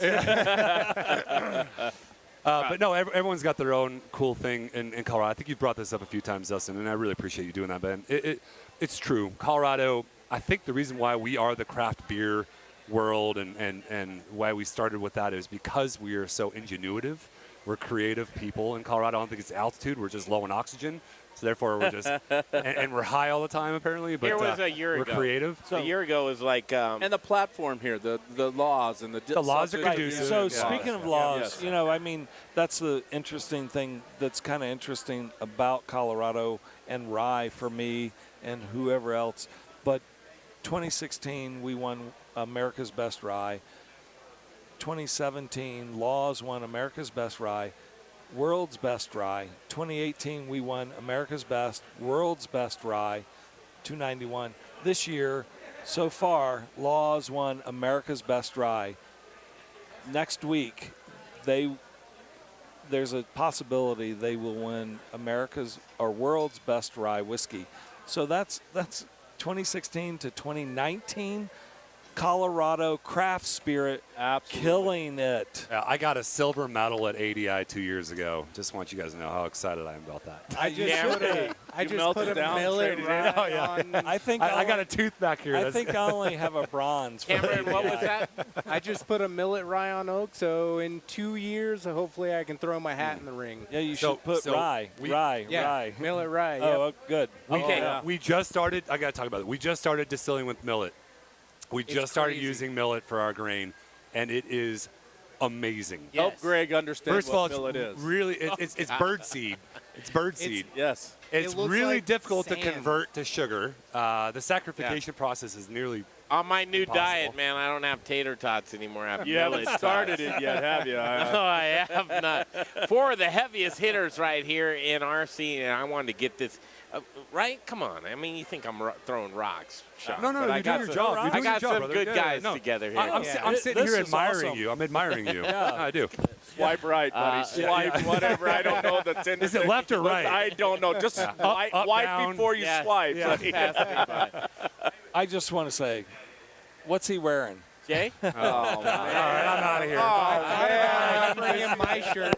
Jay's wearing Sean 291. Smiley's gone. The only one that fits. He's out of here. Oh, damn. Cameron Weaver, thank you, brother. Thank you. Thank you Michael for putting Meyers, me on here. love you. Thanks, Thank you guys. so much, Greg. I'm happy Thank I you. could even Good to just Will see you sit at stick this around game and with talk about grains with us? Sure. Will you stick around and talk about grains? Yeah. All right, cool. We got grains coming up next. And here's a cool one. Annexed by Ardent Mills. Abbey, her name is Heikes. Abbey Heikes is coming up. Specialty sales from Annexed by Ardent Mills. We're continuing here from the former Saint. We'll take a 1-minute commercial break and we'll be back. Myself, Greg Hollenbach, and Dustin Evans hosting this show from Rocker Spirits. This is a good time, right? Oh, yeah. I always love a good fist fight. Are you rocking your bottles? Let's Hey, go. I didn't know how that would turn out to It talk went about well. those. Did it go well? These are quality people. It was a good conversation. All right, be back in 1 minute on the Modern Eater Show on iHeartRadio. Choose your path through Cyberland. Don't forget to check us out on Instagram and Facebook for all the fun photos and videos. Just search The Modern Eater or check out the website, themoderneater.com. Rocker Spirits. It's a distillery. It's a place to hang.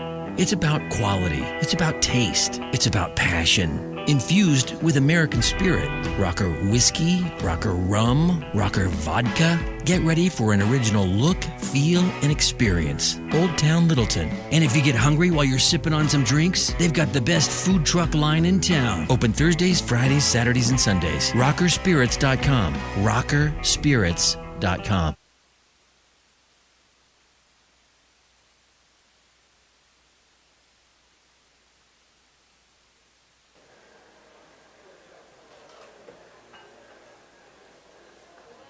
We'll be back to the show in just a minute, you guys. If you're tuning in or have been tuning in, you're watching the Modern Eater live from the Hyatt Regency downtown Denver. We're here for the ADI, and if you want to know what that means, it is the American Distillers Institute. American Distilling Institute. Live. Are you keeping it going? Yeah, we're keeping it going. Jay's talking on the microphone. Jay Parker. Greg Hollenbach, ladies and I gentlemen. got to tell you, man, Jay Parker. Like, who doesn't love Jay? Does everybody love Jay? You, I can count Abby, about 12 women Jay. that They are say cute. behind every good man is a good woman. And Jay Wait a is, minute. Jay's I this know. guy that makes sure that we're all buttoned up. We get this broadcast on the air. He's got it out there. I think we had a He tries. great Buttoned show up and tonight. got it out there. What the? Buttoned it up and got it out there. okay. Continuing on with Dustin Evans from Rocker Spirits and Michael Meyers, 291. God, I love what you do, Michael. You're turning everything on its ear. Thank you very much, Greg. And then Thank you. you've got the other side of things, Block, and I say, these are the guys that are, suffering, and I'm like, do they need to suffer? But it's their business model, right? Let them do what they want to do.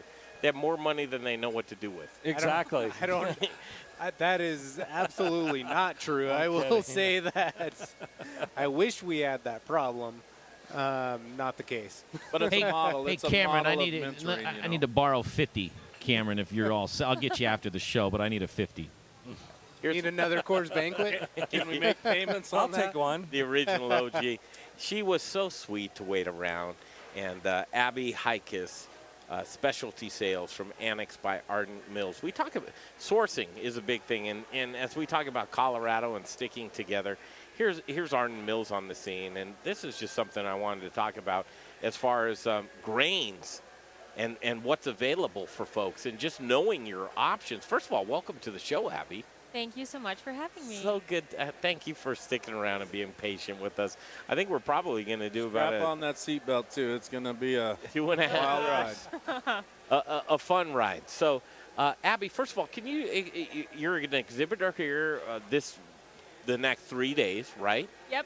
And Ardent Mills, here it is. It's like, okay, that's the best flour in my kitchen, but Why is this in the distilling community? Well, I'm part of the Annex by Ardent Mills, so we are the specialty grain division of Ardent. So most people, like you said, know us about flour, but we've really seen a huge growth in these specialty grains. So anything like spelt, triticale, rye that people are becoming more interested in, and a lot of ancient grains. So we decided to put a stake in the ground and work with farmers to offer more of these grains to a wider variety of people. And so with this, we've started to see that more industries are interested in these kind of grains. We are starting to explore the distilling space, so we wanted to exhibit here so we can learn more about it and get more information, because we are novices, so we want to learn from people like you guys. Wonderful. Awesome. Yeah, I know. Here's a company, man. I'm telling you, they're great in what they do in the kitchen, and chefs that hold them in such high esteem. But they're like, we have these relationships with these local farmers, and Paul knew in southern Colorado. I think we're going to visit Paul's ranch. Awesome. And check out what he.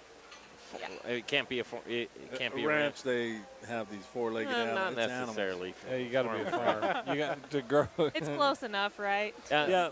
You are a true co-host tonight. Sure. I appreciate that one. But as we look at the farms here locally in Colorado, there are some resources that we can do to do that personal development, to talk to these guys. What are you looking for? Can we do just a little roundtable discussion of what do you look for here locally, Michael? Good grain, clean grain, locally grown. We use corn locally. Our rye malt, we use a lot of rye malt, and that's not local. They're just starting to malt rye locally, so we'll move into that. But right now, our rye malt comes from Germany. So, right. But that's just good information. Right. They do a lot of malt barley. Coors, a lot of farmers grow Coors malt barley. That's what they grow in Colorado, and it's local. So, it makes local really good beer. Abby, a lot of the farmers that I've talked to that have worked with distilleries, and this was a conversation I had with Al Laws a couple of years ago, is he said, I text my farmer. These guys, they're off the charts, right? Having a company like Ardent Mills that'll listen to these needs of the distillers, to broker, to be the in-between person, to work with the farmers, to create the relationships, to turn people on to new relationships. When you're listening to folks and what they have to say of what their needs are, I'm sure your mind is going, ding, ding, ding. I know these farmers. I have these relationships. What do you need, distillers? Kameron, Dustin, Michael, what do you guys need to where we can make something special for you? Do you have those capabilities? Yeah, so we have someone on our team that's all he does is he works with the farmers to source the grains. So a lot of these specialty grains, we know where they're coming from. One of the big things that we have as a company is we have a huge organic growing program. And so a lot of the farmers that are interested in growing the specialty types of grains are the ones that are growing the organic wheat. So if you have something that you're interested in, we can go out to the farmer, work with them, see if they would plant it, and then grow it for you. And then from your viewpoint, understanding the specs that you guys want the grains to grow to. Do you have a pen? No. No. Okay. I would love to give you a pen. Can we create a wish list? You have a pen? Yes. All right. Now we need paper. Kameron Weaver. We got Kameron Weaver, Block Distilling. Here's that. Let's create a wish list. Okay, guys? If you could make something a little bit easy, Rocker Spirits, Distillery 291, Block Distilling, what would your special request be to say, I want to develop this. I want something a little unique to our distillery. Is there anything for you, Michael? Rye malt. Local rye malt, we would be all over it. If we can have that made, grown here and then malted here, I'd be all about it. What about something that you already use that if it could be designed? I use rye malt. So we use more corn than anything, and then the next grain is rye malt. So heard? That's heard. Sound good. Check. Like Beechwood smoke goes in our malt barley goes in our bad guy, but that's like 3% of bad guy that comes out once a year. that's not going to make anybody money in the grain industry. Our rye malt, as we grow, we will need rye malt. Kameron, what can we get for you? Honestly, it's been a change for us. We started with a lot of Colorado stuff, and one of our investors has a family farm, so we are able to tell them what we want them to grow, and that has been huge for us, being able to specify what strain, what type, what... Can you give us an example of what that is? So you're lucky. Thank you. You got that. We got extremely lucky.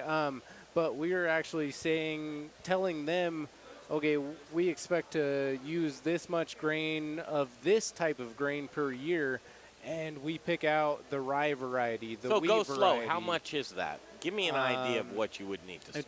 It depends on the grain, honestly. We're sourcing, we're bringing in a truckload at a time, probably 6 super sacks, so 12,000 pounds of rye,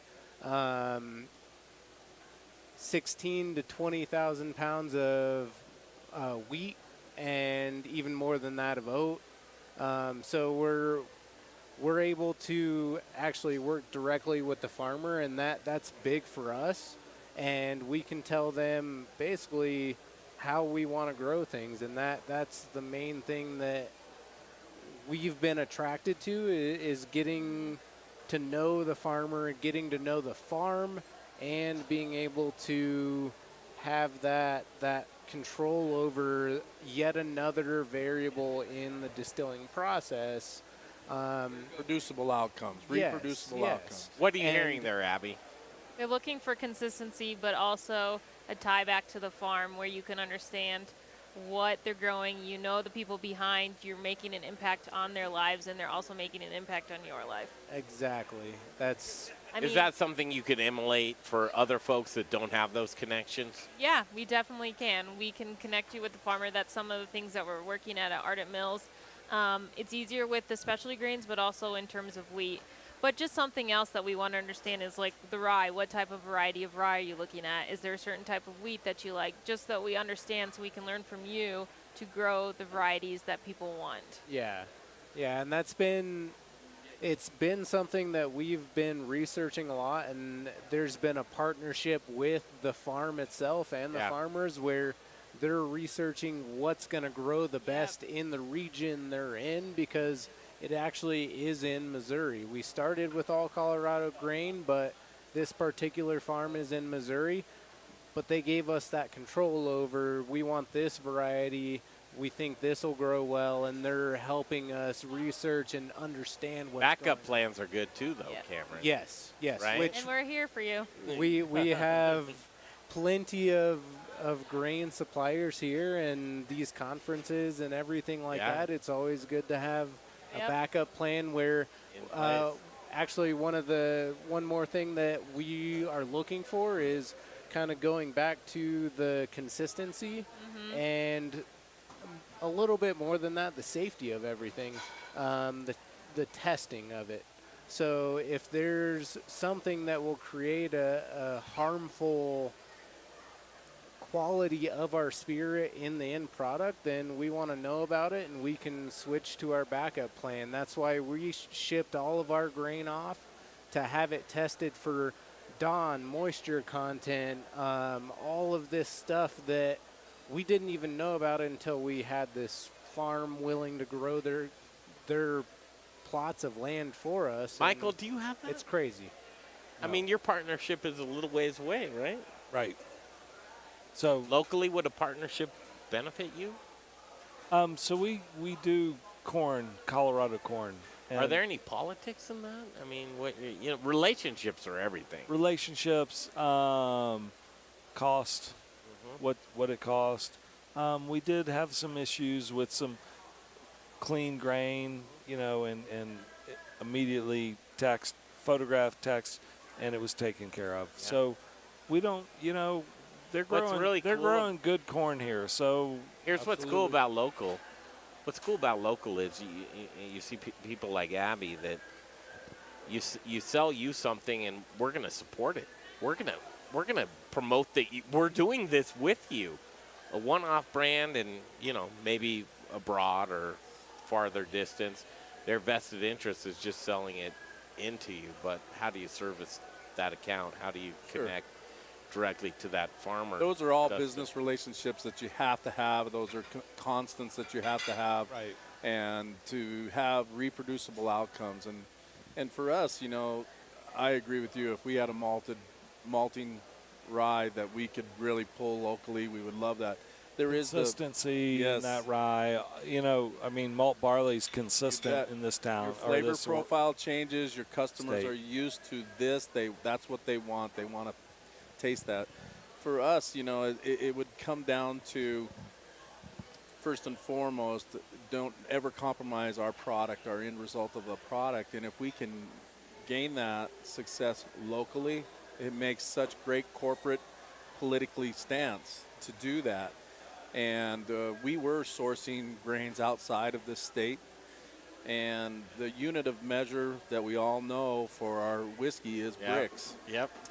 And we were getting, you know, 11 to 12 bricks out of our yields, you know, and we went to Colorado grains on our corn, our wheat, and our rye, and we're getting 17 to 19 bricks. That's not only good business because of the partnership that we've created here locally, but that's just money. That's alcohol. Just straight money. You're producing more product on the outcome. So Excuse my naivety, but you want to higher bricks?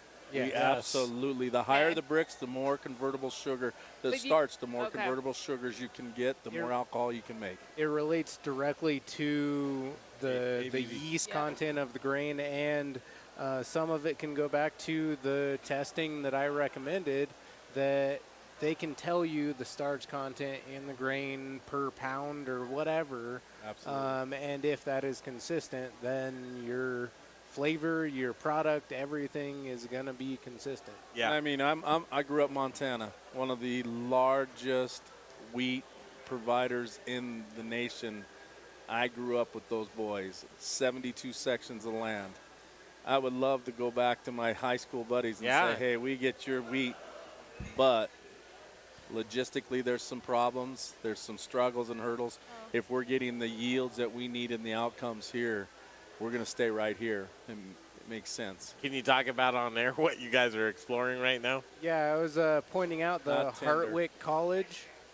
They actually will do all of this testing for you if you send them a pound of grain and whatever the cost is for what the analysis is, then they will do that analysis for you and they will report it all back to you. And that is something that we're investing in currently.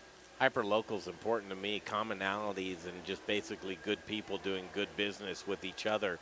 And as you're giving, you know, you're talking back and forth and you're doing a little bit of research, Abbey, and we look at Ardent Mills and the relationships, and you're like, oh, my goodness, we're doing a great job with flour and organic flour and different varieties of wheat. It's kind of like wine, actually, these varieties of wheat. I agree. But you do? Yep. Yeah, that's one thing that I would have said, you know, with Michael. You hear the boys down in Texas, they're talking about trying to create their own strains of corn. So it's like these grapes are indigenous to this region of Italy or, you know, Portugal or whatever. They're trying to create heirloom type of grains that are only found in Texas. So what their old boys are trying to do is they're trying to corner a market. You won't be able to get this flavor profile anywhere but West Texas. I think that's a unique thing that Colorado is got to be mindful of, because we are such a, as I said earlier, romanticism of the Colorado water. We're a gang. Colorado corn, you know, and if you can listen to that, and I would say, Michael, that rye that you're getting out of Germany, is it going to have a different distinct flavor? It could be the from award-winning where it's coming from, the region it's coming from, the climate that's grown in, and the soils. Right. Definitely. Absolutely. But, I know. I mean, they're, you know, it's a large company, and it's a very consistent product. Yeah. We have done North American rye malt because we've gone back and forth, and there's not a lot of shift in that. You're very Western, though, man. I Yeah. mean, truly. I mean, if we can make a connection here But if to I give can you do- that same quality If here I can locally. do Colorado local grain, Oh. or I mean, we do, North American means that it could come Yeah. from Canada as well. But if we can do local rye malt, that'd be awesome. And winning the awards here in Colorado, man. Right. And I Crushing think you it. can do it. Crushing so a clear distinction to delineate a varietal would be a region. Within Colorado, we have our own varietals. The variety would be the type of wheat that is here. So I think these varieties that we have and these farmers, and we take the road trip. We stop by 291. I mean, it's all good stuff, these stories and how we bandy together. Let's just keep asking, what do we need to make your best product, the Block's best product, Rocker's best product, and have folks like Ardent Mills who we put them through the vetting system. Ardent Mills is the real deal, and these guys produce a lot of jobs here in Colorado. That's awesome. Yes. And what they do with the farmers and the ranchers to be able to keep them ahead and surviving, that I want to put shoes on a young ballerina's feet that has a local tie to a small business family than put another yacht in a farm, in a. You're losing me, buddy. You're losing me. Where are you going with this? No, truly, it's one of those things. If you do business let's locally, do a ballerina on a yacht, okay? If you do, I was good till he put a yacht in the farm. Well, and that that might be ground, the end of the that show run right aground there. I think we can all appreciate it. No, but you're Totally talking understand community, what you're Greg. talking about. You're talking community, and Yeah. that's And what I we're am. all about, is community. Be a part of our family, be a part of this community, because that's what attracted me to this industry and all these Yeah. guys. I look at Ardent this. Farms, good on you. We'll be, we'll call you up, see what you got. Yeah, develop some good stuff. Zach Kreider from Colorado Mills Sunflower Products, another great thing here in Colorado. Ryan Evans from Brews Beers, looking on Facebook. Emma Nemechek, great chef. David Lewis is here with us. Danny Flanagan, thank you guys for tuning in. Zach Christofferson, Chain Reaction Brewing Company. Moonsay Hines, she does a great business in Colorado Springs. Doug Euland, there's a farmer. Oh, my goodness, the Euland family doing farming in southeastern Colorado. Jeff and Kristen Rourke, another great business. Look at these people that Fowler are tuning. Wine Co. Who's that? Fowler Wine Co. Yeah. Wine out of Fowler, Colorado. Any shout outs that you want to give? Aaron She's Orbaugh. sitting over there. Is she really? Yeah, she's the one who brought him The beer. beer. Brandon Camp, all of you guys. He's his And beer assistant. Greg Leonard, the GM of the Hyatt Regency downtown. Thank you so much for having us here tonight. Bill Owens, founder and president of the ADI, American Distilling Institute. Thank you so much. Nick Hutch, who is the distiller at Rocker Spirits. Jay Johnson for being here with us. Bear Creek Distillery, and Nick Hutch, who we just mentioned. Rocker Spirits and Dustin. This was a pretty good time tonight. I Don't you learn think? something every day from these guys, and that's just it's an inspiring opportunity to get to have that conversation and continue to further our knowledge. Thank you for bringing John Stefanski here with us. You're a great mixologist there at Rocker Spirits. And Abbey Heikes, thank you from Ardent Mills. We're going to keep Ardent Mills. Yeah. I said farms. Sorry. It's okay. all right. We know what you meant. Farms is a good thing. You didn't call it a ranch. Michael Meyers, Distillery 291. I mean, I have a love affair Thank with you. you, man. Thank You are you a so class much. act. You're a guy Thank you that's so cutting much. new road. You're winning a lot of awards, and you're doing your own thing unapologetically. Thank you. Which I love. That's it. The rye. And- I want to back up and be behind them and follow what Rocker Spirits and Block Distilling's doing. I want to learn from them. So I got to back up. Really? Yeah. I like that. Why not? The phone lines are open for all of you guys, right? Yeah. Absolutely. Talk to each other. Always. Continue to go. Little Rich Snyder, my spirit guide. He's the man. Give the microphone to Rich here real quick. I can't hear what anyone's. You're good. Put a headset on, Richie. Just talk. This is good Just stuff. don't take a yacht to the farm, Michael, buddy. do you know Little Rich? Yeah, I met Especially Rich. now with a ballerina Hey, on it. What's your Thank you. Rockalita? Your kitchen. Oh, yeah, I met him Studio there. Kitchen, Sorry. Colorado. Sorry. Yeah, for sure. Now I'm here. Yeah, everybody knows Little Rich. He is the tortilla savant. And we were just talking about sourcing ingredients locally, the importance of that, how far it goes. You have relationships with folks. First of all, Colorado Mills sunflower oil. Yep. They make your product great, Yep. right? We're just helping them even get a contract down in Houston today. And Ardent Mills. Oh, Ardent Mills. I'm in love with Ardent Mills, and I'm not afraid to admit it at all. I'm proud to claim it. Who else are you proud to claim? Bow and Arrow Farms. They grow a great heirloom Indian corn down on the Ute Tribe Reservation, right on Four Corners. Oh, he sounds good in that microphone right there. He does, Good. right? I sound Much tall. taller. I sound Much tall, taller. don't I? You do. Yes. Way better Sound than tall. us. I hold the mic down here. Yeah, Bow and Arrow Farms. I mean, we were talking about this earlier with the flour, the shortening, the corn. We're getting probably, I'm going to say about 90% of our ingredients are within a 250-mile radius. Come on, Abby. Come on, Abby. Drink up. Oh, my gosh. There we go. Good for what ails you. Yeah, you know what, Abby, One of you the were boys talking said. about Aggieville in Manhattan, We love Kansas, and Abby. now I totally believe it. We love Abby. She'll be on the show She's cool, many huh? more times. Absolutely. Sourcing in Colorado, and as we saw here, is we have a national distilling convention here, but we have something for each other. There's a love affair that's going on with all of us, and high tides raise all ships. I truly believe it, and we continue to beat that drum. With you, Little Rich Schneider, you are the ambassador. You're the mayor. You're the one who makes this all happen. You bring everybody together. It means a lot to be here at the Hyatt Regency downtown, former Saint. This restaurant, Greg Leonard, this is your home away from home. This is your second place to stay. This is where it's all happened. I wouldn't be surprised if a baby comes from here.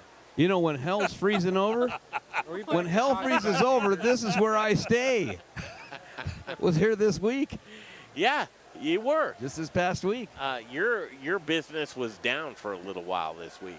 3 days, just sitting there twiddling my thumbs in the dark, waiting for some sort of sight of electricity. Talk about Jared Good Leonard. leader. Give us a good little kind of turnaround to close this baby up right here. What do you want me to talk about?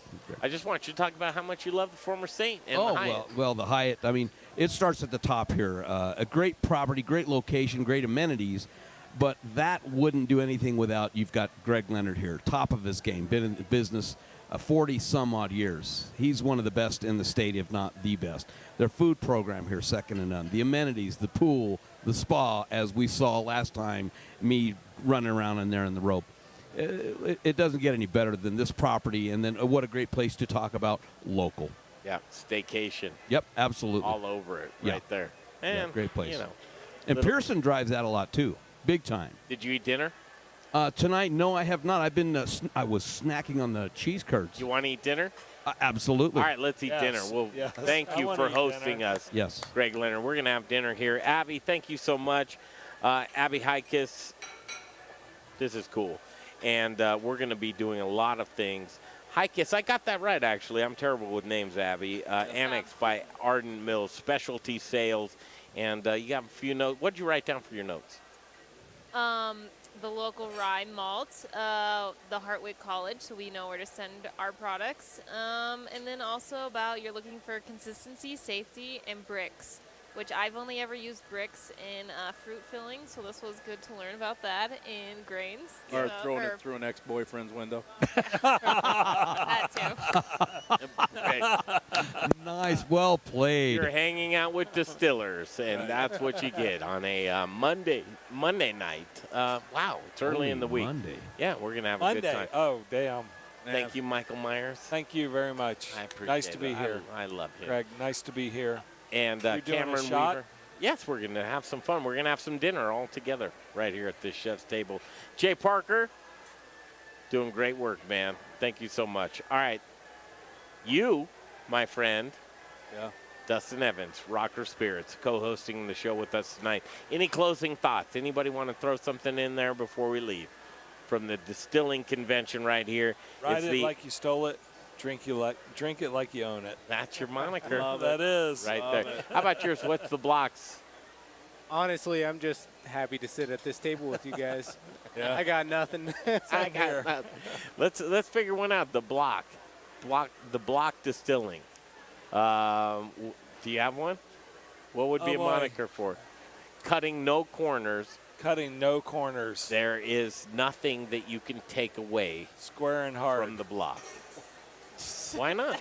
So What do you have? So long, Abby. What do you? Square and hard. I'm here He to said square and hard. Square and hard's pretty Something good. Greg can't really relate to, but What about you, Dustin? to me, just What's rockers? I've lived my life. Forged with passion. Yeah, and the thing that has endured me and that has led me all my life is just chase after it. Chase after your dreams. Chase after whatever you want. Chase after that love of life, that passion of work. Just don't stop chasing, because when you stop, that bear's going to catch you. And it's going to eat you. Just keep chasing, man. So Dustin, you're saying I should go chase that waitress that I just saw? Yes. Well, yeah, she's taller than you, but who isn't? But, you know. I can't. He loves a challenge, though. Friends, family, and community. It's hyper-local. Absolutely. It's everything that we believe in here at the Modern Eater Show, and we'll see you on the next stretch. Right there, more Saturday whiskey. nights from Studio Kitchen, Colorado. It is the Modern Eater Show, and we're wrapping it up right here from the former Saint. Thank you so much on iHeartRadio.